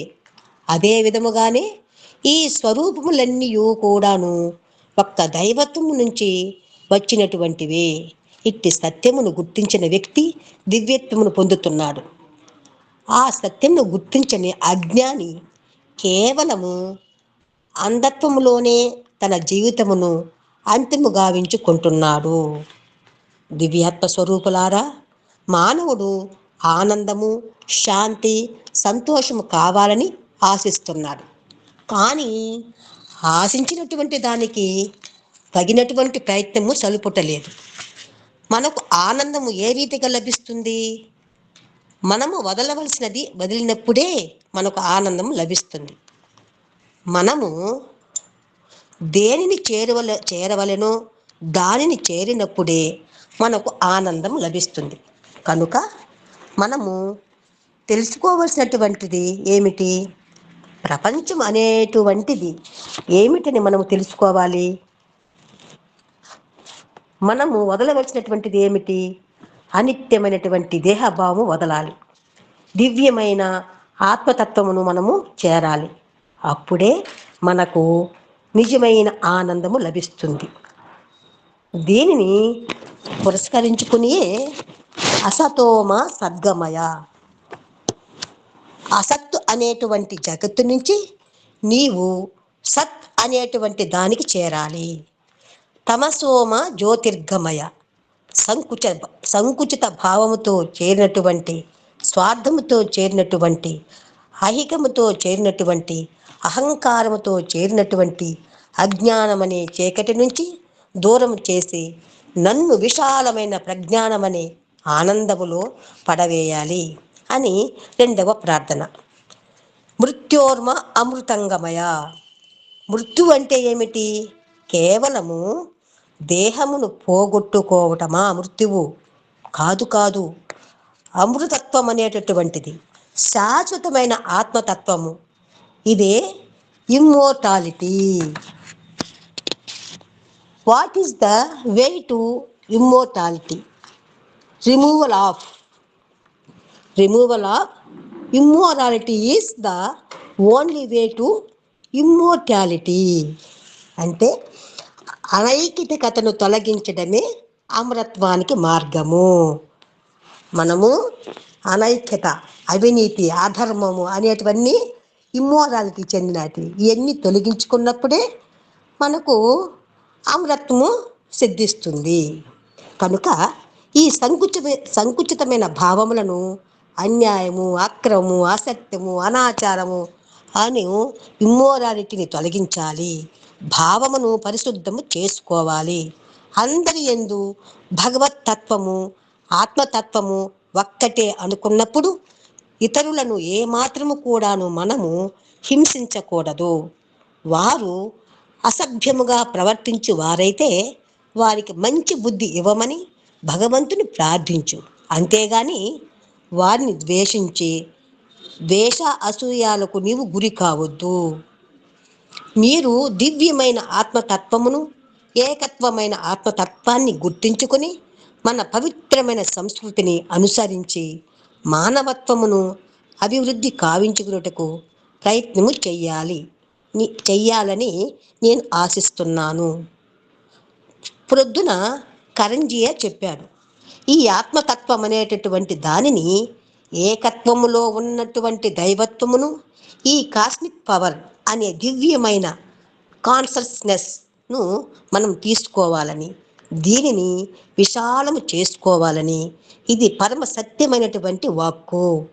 దివ్యాత్మ స్వరూపులారా, మీరందరూ కూడాను వాక్కాయ కర్మలను మూడింటిని ఏకము చేయటానికి తగిన కృషి చేయాలి, తగిన దీక్షను పట్టాలి. అందుకోసమనే the proper study of man kind is man అన్నారు. అప్పుడే సరైనటువంటి మానవత్వము మనకు అభివృద్ధి అవుతుంది. కానీ ఈనాడు ప్రాపర్ స్టడీ లేదు కనుకనే మానవత్వము హీనముగాను అసభ్యముగాను ఉంటుండాది. 24వ అధ్యాయము, ఆదర్శ పుత్ర ధర్మము నాచరించండి. మేఘములు మింటిపై చేరి మెదలుచుండ, వాటి దాపున విద్యుత్తు వరలునట్లు, విద్య వెనుక జ్ఞానంబు వెలయవలయు, ఇంతకన్నను వేరెద్ది ఇరుకపరతు. విద్యార్థులారా, తాము తరించవలనన్నను, భగవంతుని వరించవలనన్నను, భారమును భరించవలనన్నను విద్య తపస్సు ఏకస్వరూపము ధరించాలి. విద్యా తపోభ్యాం భూతాత్మానం, విద్య తపస్సుల యొక్క సమ్మిళితమైన స్వరూపమే మానవుని పునీతుని చేస్తుంది. లోకమనందు విద్యలు 2 విధములు, ఒకటి భౌతిక విద్య, రెండవది బ్రహ్మ విద్య. భౌతిక విద్య అన్నటువంటిది నేడు కళాశాలల యందు, విద్యా సంస్థల యందు నేర్పబడు విద్య. ఈ విద్య యందు ఉత్తీర్ణులైన వారు ఉన్నత స్థాయిని అందుకొని, ఉత్తమమైన పట్టమును అందుకొని, అధికారమును చలాయిస్తూ, లోకమును కొంతవరకు పరిపాలిస్తూ, తద్వారా తన యొక్క నిత్య జీవితమున కర్తవ్య కర్మలు ఆచరించుకొనుచున్నారు. ఇది సహజమైన భౌతిక విద్య. ఈ విద్య ఒక స్థాయి నుంచి మరొక స్థాయికి పోవు పరిస్థితిని చేకూర్చుతూ ఉంటుంటుంది. ఇది ఇహమునకు సంబంధించిన హేమతారక విద్య. ఈ భౌతికమైన జగత్తునందు సర్వ మానవులను నిత్యం ఆచరించు కర్మలు ఈ విద్యకు సంబంధించినటువంటివి.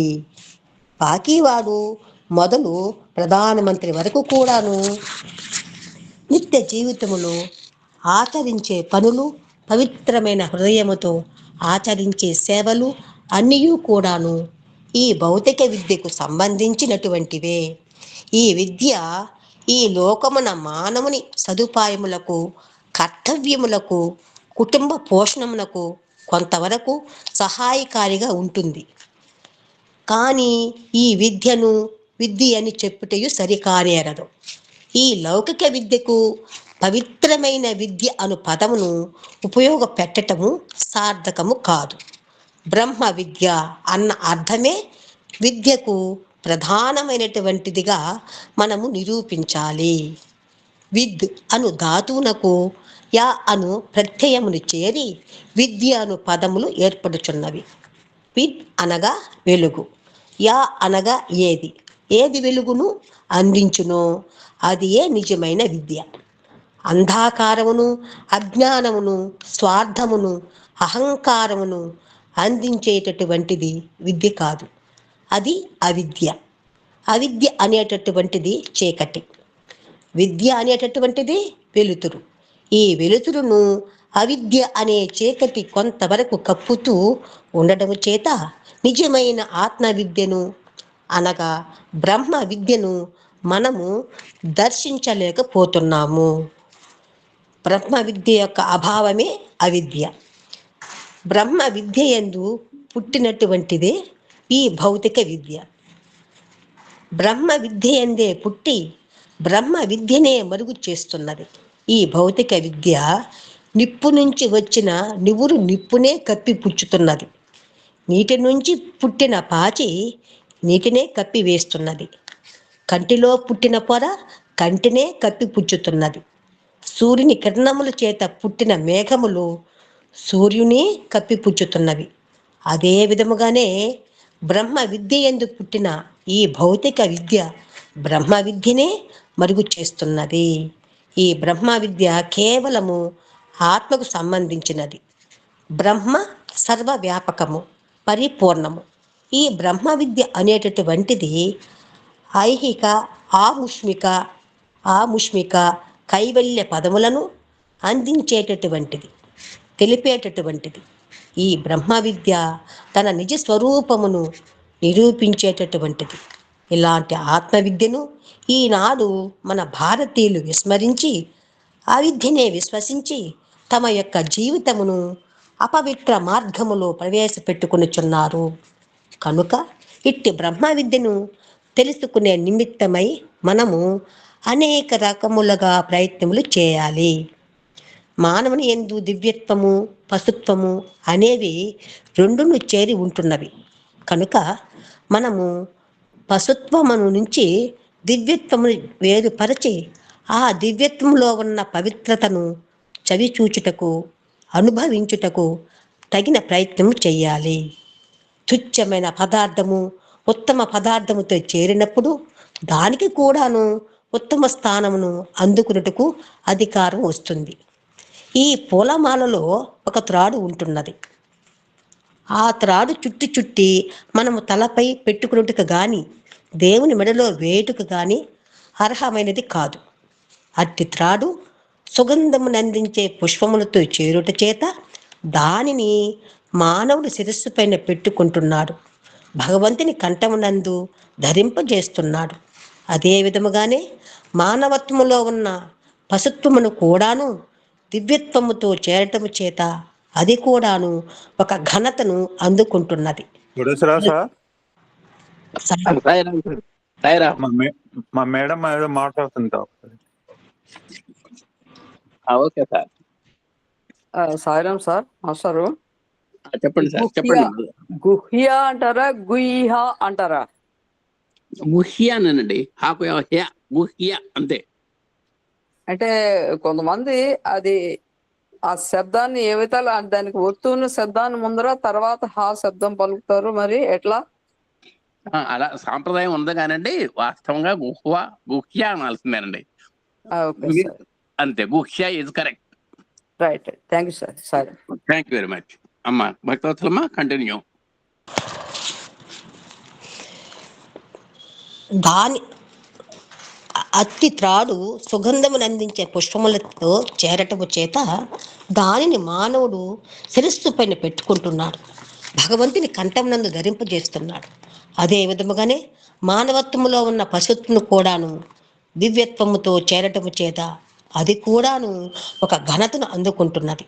అల్పమైన ఆ పదార్థమునకు అధిక స్థానము వచ్చుచున్నది. ఇక్కడ అల్పమైన పదార్థముతో చేరటము చేత అధికమైన పదార్థమునకు ఎంత విలువ తగ్గుతుందనే విషయాన్ని మనం విచారించాలి. ఒక టంబ్లర్ వాటర్ను ఇచ్చి దీనికి ₹1 ఇవ్వమంటే ఎవ్వరూ ఇవ్వరు. కానీ అర్ధ టంబ్లర్ నీరు లోపల ఇంకొక అర్ధ టంబ్లర్ పాలు పోస్తే దానిని ₹1 ఇచ్చి మనము కొనుక్కుంటున్నాం. ఇక్కడ నీరుకు విలువ ఇచ్చినది, పాలకు విలువ తగ్గినది. అదే విధముగానే సత్సంగం అనే దానిలో చేరినప్పుడు మన దుర్గుణములు పరిహారమై పవిత్రమైన స్థానం నందుకున్నటకు అధికారము కలిగించిన వారమవుతాము. కానీ దుస్సంగముతో చేరినప్పుడు మనము కూడాను ఆ విధమైన దుర్గుణములకు లోబడిపోవాల్సి వస్తున్నది. మనము తెల్లని డ్రెస్సును ధరించి కమ్మరి వాని వద్దనో కంసాలి వాని వద్దనో కూర్చుంటే మన తెల్లటి వస్త్రమంతా కూడాను నల్లగా మారిపోతుంది. స్థాన బలము గల అపవిత్ర వస్తువు దగ్గర మన బలము కొంత అపవిత్రము కావడానికి అవకాశం ఉంటుంది. కనుకనే సత్సంగత్వే నిస్సంగత్వం, నిస్సంగత్వే నిర్మోహత్వం, నిర్మోహత్వే నిశ్చలతత్వం, నిశ్చలతత్వే జీవనముక్తి. భజగోవిందులు శ్లోకం సాయిరా అన్నారు. ఒక్కొక్క పర్యాయము స్థానబలమును బట్టి దుర్బలమైన వస్తువుకు కూడాను మహాబలముగా విర్రవీగుతుంది. ఒకానొక సమయములో విష్ణువు తన వాహనమైన గరుడుని ఈశ్వరుని దగ్గరకు ఏదో పని మీద పంపించాడు. ఈశ్వరుని దేహము పైన సర్పములు నిరంతరము ఆభరణములుగా ప్రకటిస్తూ ఉంటున్నవి. గరుడుని చూసిన తక్షణమే సహజముగా సర్పములు భయపడి పుట్టలో చేరిపోతుంటవి. కానీ అక్కడ దీనికి విరుద్ధంగా జరిగింది. ఈశ్వరుని దగ్గర ఈశ్వరుని దేహము పైన కనిపించిన సర్పములన్నీ గరుడుని చూచిన తక్షణమే బుస్సని అతనిని భయపించుతూ వచ్చినవి. అప్పుడు గరుడు, ఓ సర్పరాజమా, నీవు ఆ స్థానమున ఉండుట వలన నీకు ఇంత గర్వము ఇచ్చినది. ఆ స్థానము వదిలి పక్కకురా, నీ ఆటలు కట్టిస్తాను అన్నాడు. అదే విధముగానే కొంత బ్రహ్మ విద్యతో చేరిన అవిద్య అనేకముగా లోకములో ప్రకటించుతూ ఈ బ్రహ్మ విద్యను ఆధారముగా తీసుకుని తన కీర్తి ప్రతిష్టలను పెంచుకున్నటకు ప్రయత్నిస్తున్నది. విద్యను మనము ఈనాడు తపస్సుగా మార్చుకున్నటకు ప్రయత్నం చేయాలి. తపస్సు అనగా తల క్రింద పెట్టి కాళ్ళు పైన పెట్టుట కాదు. గ్రామమును గృహమును వదిలిపెట్టి ఏదో అరణ్యములో చేరి ముక్కు మూసుకుని జ్ఞానం చేయుట కాదు. తపస్సును వదలటమే తపస్సు. తమస్సు అనేటటువంటిది మానవుని తలపైన తాండవమాడుతున్నది. దీనికి ఒక చిన్న ఉదాహరణ. అనేక మంది మన ఆంధ్రప్రదేశం నుంచి ఇతర ప్రాంతముల నుంచి తిరుపతి వెంకటరమణ స్వామి దర్శనమునకు వెళ్ళి అక్కడ తమ శిరస్సు పైనున్న శిరోజములను కొరిగించుకుంటున్నారు. తుచ్చమైన బొచ్చునిచ్చి ముఖ్యమైన పదమును పొందుట కోసమనియా దీని అంతరార్థము మాలిన్యమైన వెంట్రుకలు లేకన భగవంతుడు ఈ బొచ్చును కోరడము కాదు. దీనిలో ఉన్న అంతరార్థము మనము కొంతవరకు గుర్తించటము అత్యవసరము. శిరస్సు పైన ఉన్నటువంటి వెంట్రుకలు నల్లగా ఉంటున్నవి. ఇది తమో గుణము యొక్క లక్షణము. కనుక భగవంతుడా, నీ దగ్గరకు వచ్చి నా తలపైన తాండవమాడుతున్న ఈ తమో గుణమును నీ కల్పితము చేసి నిర్మలమైన శిరస్సుతో నేను వెళుతున్నాను అనే అంతరార్థమును లోకమునకు ప్రకటించు నిమిత్తమై ఈ రకమైనటువంటి పద్ధతులు, ఆచారములు అనాది కాలము నుంచి వచ్చుచున్నవి. అదే విధముగానే మానవత్వములో ఈ అజ్ఞానం అనేటువంటిది, భౌతిక విద్యలు అనేటువంటివి ఈనాడు విరివిగా పెరిగిపోవచ్చున్నవి. ఈనాడు గ్రంథముల యొక్క పరిచయము మాత్రమే వీరికి సన్నిహితముగా నిలిచిపోవచ్చున్నది కానీ ఆచరణ శూన్యముగా ఉంటున్నది. ఇవి విద్యల క్రింద చెల్లవు, విద్యల క్రింద మారవు. ఆత్మవిద్యయే నిజమైన విద్య. ఆత్మవిద్య అనగా తన అంతస్తత్వమును, అంతర్భావమును, ఆత్మ పవిత్రతను తాను గుర్తించుటే. దానికి తగిన ప్రయత్నము మనము చేయాలి. దీనికి తపస్సు అనేటటువంటిది కూడాను అత్యవసరము. తపస్సు అనగా శారీరక, మానసిక, వాక్కుల యొక్క తత్వమును పవిత్రము కావించుకోవటము. సాత్వికమైన కర్మలయందు, పవిత్రమైన సమాజ సేవలయందు పాల్గొని తద్వారా నీలో గల రజోగుణము యొక్క తత్వమును, మాలిన్యమును, అపవిత్రతను దూరము కావించాలి. నీ మనస్సు యొక్క సంకల్పములను పురస్కరించుకునే నీ దేహము నడచాలి. ఏ పని అయినను తప్పు అని నీ మనసు ప్రకటించుతూ ఉన్నప్పుడు దేహమును ఆ పని చేయుటకు వదలకూడదు. నీ మనోభావములు పురస్కరించుకునే నీ వచనములను వెలుబుచ్చాలి. కనుక మనసులోని యోచన, మాటలోని సూచన, క్రియలోని ఆచరణ మూడింటి యొక్క ఏకత్వమును నిరూపించుట తపస్సు యొక్క సారము. ఈ రెండిటిని చేరినప్పుడే, అనగా తపస్సుకు విద్యకు సన్నిహిత సంబంధము కలిపినప్పుడే మన యొక్క జన్మము సార్థకమవుతుంది, పునీతమవుతుంది. దివ్యాత్మ స్వరూపులారా, వేదము కానీ, శాస్త్రము కానీ, ఇతిహాసము కానీ, పురాణము కానీ గుణములకు ఈ ఈవల వైపున ఉన్న విషయములను మాత్రమే తెలుపుతున్నవి. కానీ ఆవల ఉన్నటువంటి విషయములు తెలుపుటకు వాటికి అధికారము లేదు. పదార్థములను చూపించే దీపము ఎట్లా ఒక పనిముట్టుగా మారుచున్నదో, ఈ వేద శాస్త్ర ఇతిహాస పురాణములన్నీ కూడాను నీలో ఉన్న సత్య స్వరూపమును చూపించు పనిముట్ల వంటివే. ఇవి కేవలము మార్గ మధ్యములో ఉన్న సైన్ పోల్స్ వంటివి. సైన్ పోల్ ఏం చేస్తుంది? ఈ వైపున పోతే మద్రాసు, ఈ వైపున పోతే బొంబాయి, ఈ వైపున పోతే బెంగుళూరు, ఈ వైపున పోతే ప్రశాంతి నిలయము అని చూపించుతుందే కానీ నిన్ను ఎత్తుకుని పోయి అక్కడకు చేర్చదు. అక్కడికి నీ అంతట నువ్వు ప్రయాణం చేయవలసిందే.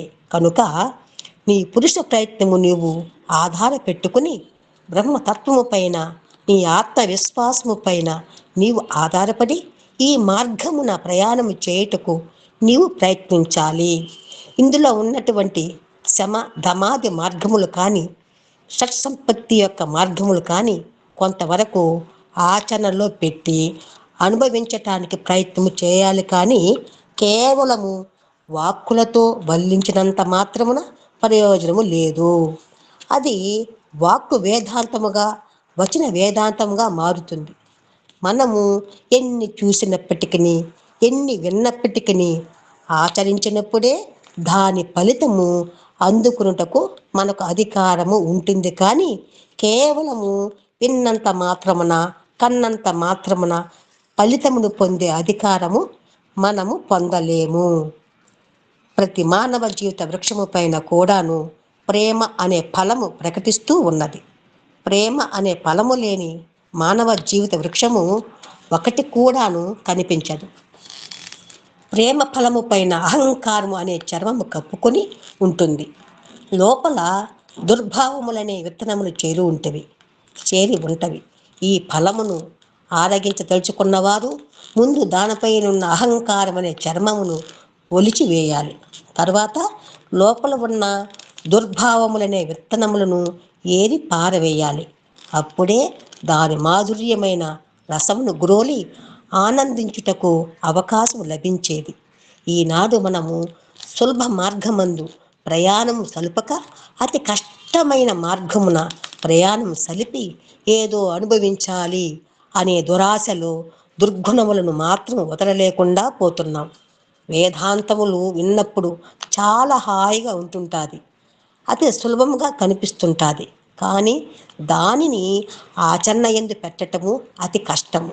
ఈ కష్టమైనటువంటి మార్గమునందే మనకు సుఖము లభిస్తుంది. కష్టే ఫలి. మనము జీవితములో ఎల్లప్పుడూ సులభ మార్గమున యోచిస్తూ వస్తున్నాం. సులభముగా అనుభవించుటకు ప్రయత్నం చేస్తున్నాం. సులభముగా చేరడానికి ఆలోచిస్తున్నాం. కానీ ఈ సులభ మార్గములో ఉన్న కష్టములు ఏ మాత్రము గుర్తించుకోవటం లేదు. మన జీవితమును, మన కాలమును, మన కాయమును, మన కర్మను కూడాను ఇట్టి పవిత్రమైన ఆత్మాన్వేషణ యందు ప్రవేశపెట్టడానికి మనం సంసిద్ధులుగా లేము. మనము ఎంత సంపాదించినప్పటికీ, ఎన్ని పదవులు ఏలినప్పటికీ, ఎన్ని విధములైన హోదాలలో ఉండినప్పటికీ కడపటికి అశాంతి అనేటటువంటి దానిని పోగొట్టుకోలేని పరిస్థితిలో ఉంటున్నాం. ధృతరాష్ట్రుడు ధనబలము, జనబలము, ఇంకా అన్ని బలములు పెట్టుకుని కూడాను ధర్మబలము, దైవబలము లేకపోవడం చేత తాను హంసతూలిక పాన్పు పైన ఉండినప్పటికీ నిప్పుల పైన పవలించినట్లుగా బాధపడుతూ వచ్చాడు. కనుక మనము ఈ బ్రహ్మతత్వమును తెలుసుకునే విషయములో తగినటువంటి శ్రద్ధాభక్తులు వహించాలి. శ్రద్ధావాన్ లభతే జ్ఞానం. శ్రద్ధ కలిగినప్పుడే మనకు జ్ఞానం లభిస్తుంది. జ్ఞానం అనగా నిత్య అనిత్య విషయ పరిశీలన అని చెప్తున్నాం. అంత మాత్రమే కాదు, అద్వైత దర్శనం జ్ఞానం అన్నారు. సర్వమునందున్నటువంటి ఏకత్వమును మనము గుర్తించాలి, అనుభవించాలి. అది క్రమక్రమేణా ముందు మనము తెలుసుకోబోతున్నాం. దానిని తెలుసుకునడానికి శ్రద్ధను వహించి దానిని అనుభవించటానికి, ఆచరణ యందు ఉంచటానికి విద్యార్థులు ప్రయత్నించాలని నేను ఆశిస్తున్నాను.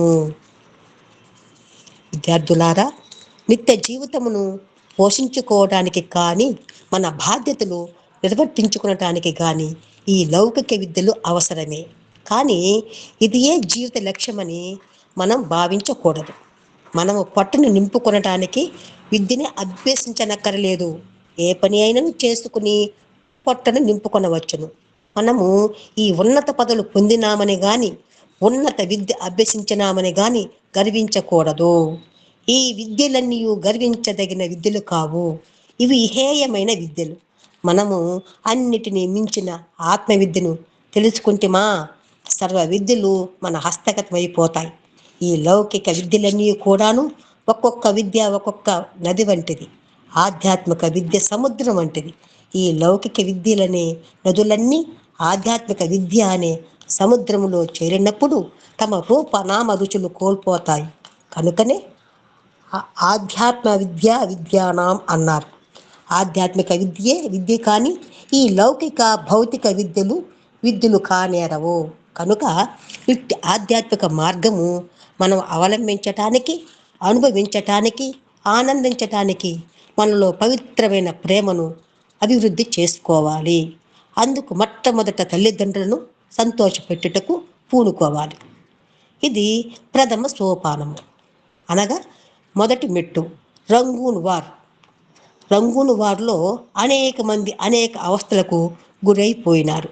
ఒక్కొక్కరు ఒక్కొక్క మార్గమును పట్టి తల్లికి బిడ్డ, బిడ్డకు తల్లి, భార్యకు భర్త, భర్తకు భార్య కనపడక ఒకరితో ఒకరికి సంబంధం లేని మార్గాలలో విడిపడిపోయినారు. భర్త వైపునకు పోగా ఒక ఇల్లాలు తన 2 బిడ్డలను వెంట పెట్టుకొని మరి యొక్క వైపునకు పోయింది.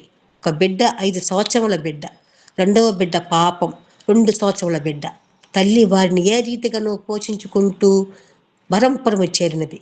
కానీ తమ వలనే వచ్చిన రెఫ్యూజీ అంతా బరంపురంలోనే చేరిపోవటం చేత వీరికి భిక్షను కూడాను సరిగా చిక్కలేదు. తల్లి 2-3 బజార్లు తిరగడము, ఏదో చిక్కినటువంటి అన్నము అంతో ఇంతో తెచ్చి ఆ చిన్న బిడ్డకు పెద్ద బిడ్డకు పెట్టటము, తాను పస్తు ఉండడము, ఈ విధంగా కొన్ని దినములు గడిచేటప్పటికీ ఆ తల్లి అతి బలహీనమై అది ఒక వ్యాధి తయారైనది. తల్లికి భిక్షమెత్తటానికి పోవటానికి కూడాను శక్తి లేకపోయినది. ఒకనాడు ఓం శ్రీ సాయిరాం. భగవాన్ బాబా అనుగ్రహం చేత ఈ అవకాశం సార్ ఈ కథ కంప్లీట్ చేయలేను సార్, మధ్యలో బాగుండు సార్. మీరు చెప్పండి, ఎక్కడి నుంచి కథ చెప్పండి, కంటిన్యూ చేయండి సార్. కదా సార్. లేదు, ఎందుకంటే కథ మధ్యలో చివరి పెట్టు, you can conclude it. Okay sir.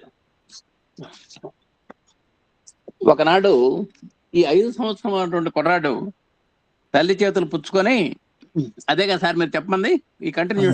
ఎందుకంటే అయిపోతుంది మధ్యలో కథ, మధ్యలో ఆపరేట్ అయింది. అయ్యో, మన అమ్మాయినే చెప్పంటే బాగుంటుంది కదా సార్. మీరు చెప్పండి. ఇక్కడ రెఫ్యూజీస్, ఇక్కడ రెఫ్యూజీస్ అనే మాట వచ్చింది, దానికి ఒక మీనింగ్ చెప్పండి, చెప్పేసి ముందుకు పోండి. అలాగే సార్. ఇందాక మనకు ఒక చిన్న మాట వచ్చిందండి. 2 సంవత్సరాల బిడ్డ తల్లి వారిని ఏ రీతిగానో పోషించుకుంటూ బరంపురం చేరింది. తమ వల్లనే వచ్చిన రెఫ్యూజెస్ అంటే అనాథగా మారినటువంటి వారు అనమాట. అంటే అనూహ్యమైనటువంటి ఆపదలకు గురైనటువంటి తెలుగులో శరణార్థులు. ఓకే సార్, శరణార్థులు, రెఫ్యూజీస్.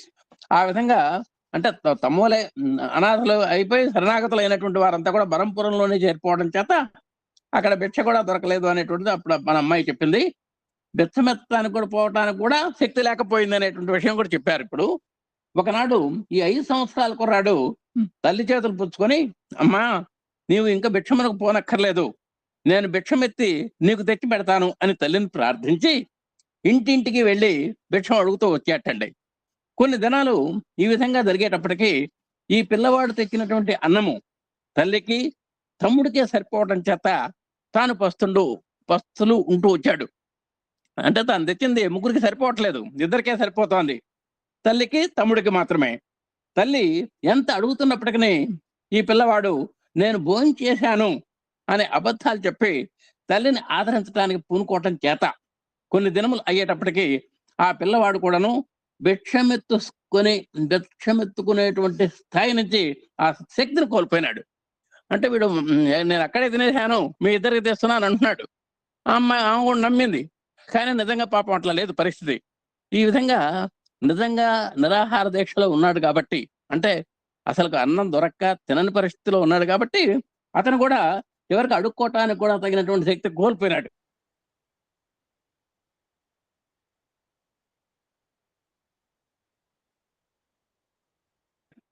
ఒకనాడు ఆ ఇంటి యజమాని ఈజీ చేయకపోతే మళ్ళా సాంప్రదాయ ప్రకారం ఈ పిల్లవాని యొక్క బలహీనతను గురించినటువంటి అధికారి, నాయన నువ్వు కూర్చో, ఆకు వేసుకో, టిఫిన్ ఉన్నది, వడ్డిస్తాను, భుజించిపో అన్నాడు.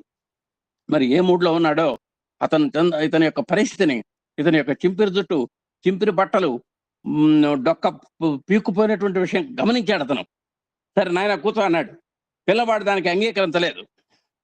నాకు జోలిలో పడవేయండి అంటున్నాడు. సార్ ఇక్కడ నేను తినలేనండి, మీరు ఇస్తే మేము ఇంటికి వెళ్ళి తింటాం అన్నాడు. అంటే ఇంతకీ ఏంటి దాని ఉద్దేశం? తల్లికి తమ్ముడికి పెట్టాలని తాపత్రయం అనమాట. అంతటి కష్టమైనటువంటి క్లిష్టమైన పరిస్థితుల్లో కూడా ఆ ఇంటి యజమాని ఆకలి అంటున్నావు, వడ్డిస్తానంటే వద్దంటున్నావు, ఇది ఏమిటి విచిత్రమైనటువంటి చర్య అని కొంతవరకు గద్దించాడు. నిజంగా అసలు ఆకలి అవుతోందా లేదా నీకు చెప్పు, ఆకలి అయితే ఇక్కడ తినాలి కదా అన్నాడు. ఈ విధంగా గద్దించే లోపల పిల్లవాడు నిలువునా కూలిపోయినాడు. ఇక మాట్లాడటానికి కూడా శక్తి లేదండి. ఇక జవసత్వాలన్నీ కూడా సమస్తం ఉడికిపోయినాయి. ఇక నిలబడలేక కుప్ప కూలిపోయినాడు. పాపం పడిపోయినప్పటికీ యజమాని ఆ పిల్లవాని దగ్గరికి వెళ్ళి ఎత్తటానికి పూనుకున్నాడు. పిల్లవాడు ఏదో నోటితో చెప్తున్నాడు తెలియకుండా. అప్పుడు పిల్లవాని నోటి దగ్గర ఆ యజమాని చెవులు పెట్టి వింటుంటే, నాకు వద్దు, మొదట మా అమ్మకు అంటున్నాడండి. ఆ విధంగా కన్న తల్లి యొక్క రుణం మనం తీర్చుకోలేం కదండి. ఎలాగైనా సరే తల్లిని మనం పోషించాలి అనేటువంటి ఆ కడసారి ప్రాణాలు పోతున్నటువంటి స్థితిలో కూడా ఏమండి నాకు వద్దు సార్, మొదట అమ్మకు ఫస్ట్ అంటూ ప్రాణాలు విడిచినాడు. చూడండి, ప్రాణం విడిచేటువంటి సమయంలో కూడాను తల్లికి మొదట నేను తర్వాత అన్నాడు ఆ పిల్లవాడు. ఫస్ట్ మదర్, నెక్స్ట్ ఐ అన్నాడండి. ఇది ఇక్కడ మనం గమనించాల్సింది. అలాంటి పుత్రుడు అంటే ఇలాంటి పుత్రుడు, ఇలాంటి తల్లి ఈనాడు జగత్తులో కనిపిస్తున్నారా అడుగుతున్నారు. స్వామివారు నిలదీస్తున్నారు మనల్ని అందరినీ. పూర్వము మన భారతదేశంలో పిల్లల కోసము ప్రాణములు ఇచ్చేటువంటి తల్లుల కోసమే ప్రాణములు ఇచ్చేటువంటి బిడ్డలను అనేక మంది ఉండేవారు. ఆ రోజుల్లో ఒకళ్ళకొకళ్ళు ప్రాణత్యాగం చేసేవాళ్ళు. కన్న తల్లి కోసం బిడ్డల కోసం కన్న తల్లులు. కానీ ఈనాటి నాగరికత యందు అలాంటి తల్లులు పిల్లలు కనిపించడం లేదు. ఎవడికి వాడే యమునా తీరేలాగా ఉంది ఇప్పుడు పరిస్థితి. ఈనాటి పిల్లవాడు తల్లి ఎప్పుడైనా సరైనటువంటి రీతిగా అన్నము పెట్టలేదు అంటే ఆమె నగలైనా అమ్మించి, ఆమెను భిక్షమైనా ఎత్తించి, కూలీకైనా పంపించి తాను బుష్ కోట్ ప్యాంట్ వేసుకోవడానికి ప్రయత్నిస్తున్నాడు. ఈనాటి యొక్క బిడ్డ వ్యవహారం అట్లా ఉంది. తల్లి ఏమైనా మనకు ఇబ్బంది లేదు. నిజంగా అన్నం పెట్టట్లేదు. చనిపోయిన తర్వాత మాత్రం ఊరబంతి పెడతాడు. ఉన్నప్పుడు మాత్రం ఒక 4 ముద్దలు కూడా పెట్టలేడు తల్లికి. ఇది ఈనాటి యొక్క సంస్కృతి.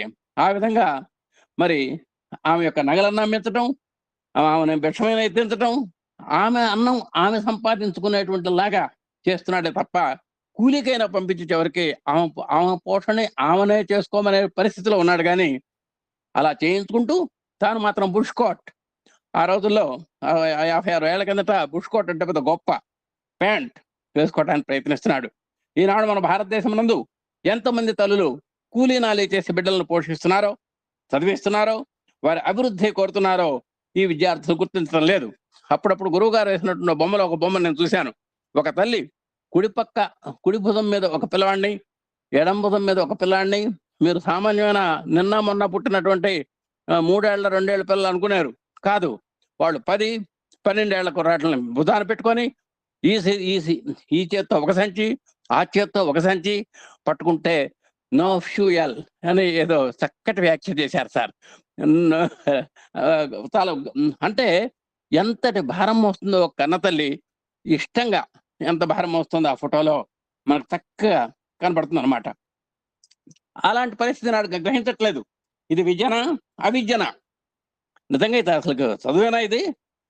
మరి కాలేజీ నుండి ఇంటికి వెళ్ళిన తర్వాత తల్లిదండ్రులు ఏమైనా కష్టపడుతూ ఉంటే వీడు ఏదో తమాషాగా విచిత్రంగా చూస్తూ ఉంటాడు. తప్ప ఆ తల్లిదండ్రులకు సహాయం చేయడానికి పూనుకోడు. నడుము నుంచి పని చేయడు, నడుము వంటి పని చేయడు. తల్లిదండ్రులు అనారోగ్యంతో ఇంటిలో మూలుగుతూ ఉంటే వారికి చెప్పకుండా పరిగెత్తూ ఉంటాడు సినిమాలకి. ఇదే మరి ఈనాటి సంస్కృతి ఎలా పరిణమించిందో మీరు చూడండి. అత్యాధునికమైనటువంటి ఆ ఆధునిక నాగరికత ప్రభావం ఇదంతా కూడా. ఓ విద్యార్థులారా, మొట్టమొదటి ఈ విద్యను మనం గుర్తించాలి. మనం దేహమునిచ్చి, మనకు దేహాన్నిచ్చి, రక్తమునిచ్చి, జీవితాన్నిచ్చి పోషించినటువంటి తల్లిదండ్రులకు తగిన కృతజ్ఞత మనం అందించాలి. మాతృదేవోభవ, పితృదేవోభవ అనేటువంటిది మనం అమలు పరిచి తీరాలి. వారిని ప్రసన్నులు కావించాలి. వారి యొక్క దీవెనలు లేనిదే మామూలు యొక్క దేవతాశీర్వచనాలు కోరుకుంటున్నాం మనం. కానీ పితృదేవతల యొక్క ఆశీస్సులు కూడా అంతకంటే ముఖ్యము అని శ్రాద్ధ కార్యక్రమాల్లో జరిగేటువంటి మంత్రాల్లో మనకు చెబుతాడు. దేవతల యొక్క ఆశీస్సుల కంటే కూడా పితృదేవతల యొక్క ఆశీస్సులు మనకుంటే ఆ కుటుంబం సంక్షేమంగా ఉంటుంది, శాంతి సౌమనస్యాలతో ఉంటుంది, సుఖ సంతోషాలతో ఉంటుందని మనకు ఆర్షమంత్రాలు చెబుతున్నాయి. కాబట్టి మనం వారిని ప్రసన్నం చేసుకోవాలి. ఈనాడు నీవు నీ తల్లిదండ్రులను గౌరవించకున్నా రేపటి దినము నీ బిడ్డలు నిన్ను కూడాను అదే విధముగా మార్గమునందు అనుభవింపజేస్తారు. తాత మనవడి సినిమా చూసాం మనం. దేనికి రాయి గొయ్యి అంటే నువ్వు ఏ విధంగా మీ నాన్నకి చేస్తున్నావో నేను కూడా మా నాన్నకి అలా చేయాలి కదా అనేటువంటి మనం ఇవన్నీ తాత మనవాళ్ళలో కళ్ళ కట్టినట్టు మనకు చూపించారు. అంటే నువ్వు ఏ విధంగా అయితే నడుస్తావో నీ బిడ్డ కూడా అదే విధంగా నడుస్తాడు అనేది కొట్టొచ్చినట్టు చెప్పారనమాట. ఏ విత్తనం నాటుకుంటావో ఆ యొక్క ఫలములే అందుకోవలసి వస్తుంది. కనుక నీవు భవిష్యత్తులో బాగుపడాలి అనుకున్నప్పుడు, భవిష్యత్తులో సుఖశాంతులు అనుభవించాలి అనుకున్నప్పుడు మొట్టమొదట నీవు పవిత్రమైనటువంటి కార్యమును ఆచరించడానికి పూనుకోవాలి. నువ్వు ప్యూరిటీగా ఉండాలి. విద్యార్థులైనటువంటి వారు ఈ యువ వయస్సునందే పవిత్రమైన భావములను చేర్చుకొని పెద్దలను గౌరవించి వారికి తగినటువంటి అవకాశమును అందించి వారికి సేవలు చేసి సార్థకతను పొందడానికి ప్రయత్నం చేయాలి. కాబట్టి మనం ఎన్ని విద్యలు నేర్చుకున్నా సరే సాంప్రదాయబద్ధమైనటువంటి నైతిక విద్యను మాత్రం మనం మర్చిపోకూడదు. ఆధ్యాత్మ విద్యలో కూడా ఆ మానవతా విలువలు, నైతికత, నీతి, నిబద్ధత ఇవన్నీ మనకు చెబుతాయి. అందుకనే స్వామివారి యొక్క ఎడ్యుకేషన్లో ఆ హ్యుమానిటీ అనేటువంటిది, అంటే మానవత్వ విలువలు అనేటువంటి ప్రవేశపెట్టడం జరిగింది. మున్ముందు మనము ఈ బ్రహ్మ విద్య యొక్క విషయములను, లక్షణాలను, దాని యొక్క స్థితిగతులను చక్కగా విచారించి దానిని సాధ్యమైనంత వరకు ఆచరణలో పెట్టడానికి ఒక దీక్షను పట్టాలి. కాబట్టి సమ్మర్ క్లాసులో మీరంతా వచ్చారు. ముఖ్యంగా ఇలాంటి మానవీయ విలువల్ని మీరు నరాన జీర్ణించుకోవాలి అని నేను ప్రాధాయపడుతున్నానని స్వామి చక్కగా వాళ్ళని ఆశీర్వదించు చెబుతున్నారు. ఎవరికి ఫైనల్గా విద్యార్థులారా, నిత్యము మీకు అనేక రకమైనటువంటి విషయములు బోధించి మీరు జీర్ణించుకున్నట్టు కూడాను శక్తి లేనటువంటి పరిస్థితిలో మిమ్మల్ని బలహీనం చేస్తున్నామని కొంత బాధగా ఉంటున్నది. నిజంగా మీకున్నటువంటి శక్తి వేరు, మేము బోధిస్తున్నటువంటి సారం యొక్క బరువు వేరు. కానీ మీ యొక్క శక్తికి మించినటువంటి బోధనా సారాన్ని మేము అందిస్తున్నాం అనే బాధ కొంచెం ఉంది. కానీ బిల్డింగ్ కట్టడానికి పూర్వము పునాది, కాంక్రీట్ ఇవన్నీ వేసినట్లుగా దానికి పూర్వం అంతా మానవత్వంలో, మన నిత్య జీవితంలో ఆదర్శవంతమైన జీవితము, అనుభవమైనటువంటి మార్గములు అందుకోవడానికి కొన్ని బోధిస్తూ వచ్చాం. ఒక మంచి కాంక్రీట్ బిల్డింగ్ కట్టాలి అంటే చాలా మొట్టమొదట ఎక్కువ టైం తీసుకుంటుంది. ఇది ఆ పునాది వేయటానికి కానీ, ఆ కాంక్రీట్ వేయటానికి కానీ, అది బాగా తడవటానికి కానీ, గట్టి పట్టడానికి కానీ చాలా రోజులు వెయిట్ చేస్తారు.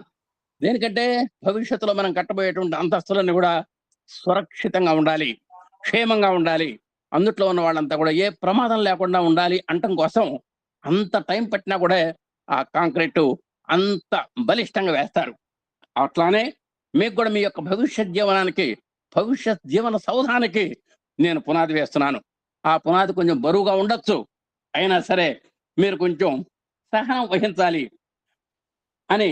దీనికి పూర్వమంతా మానవత్వంలో, మన నిత్య జీవితంలో ఆదర్శవంతమైనటువంటి జీవితము, అనుభవమైనటువంటి మార్గములు అందుకోవడానికి కొన్ని బోధిస్తూ వచ్చాను ఆ సామెతగా.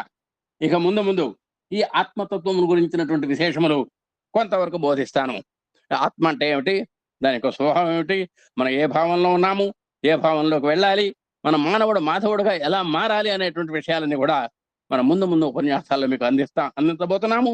కాబట్టి మీరు యువకులు కాబట్టి ఆవేశం ఎక్కువ, ఆలోచన తక్కువ కాబట్టి మీరు కాస్త ఆవేశాన్ని సంయమనం పోని మా ఆలోచనలన్నిటి కూడా మదిలో పెట్టుకొని మీ యొక్క భవిష్యత్ సౌధాన్ని చక్కగా నిర్మించుకోవాలని, మీరు బంగారుమయమైనటువంటి జీవనాన్ని గడపాలని మేము ఆశిస్తున్నాము అని స్వామి చక్కని ఆశీస్సులతో ముగించారు. ఓం శ్రీ సాయిరాం. జై జై సాయిరాం.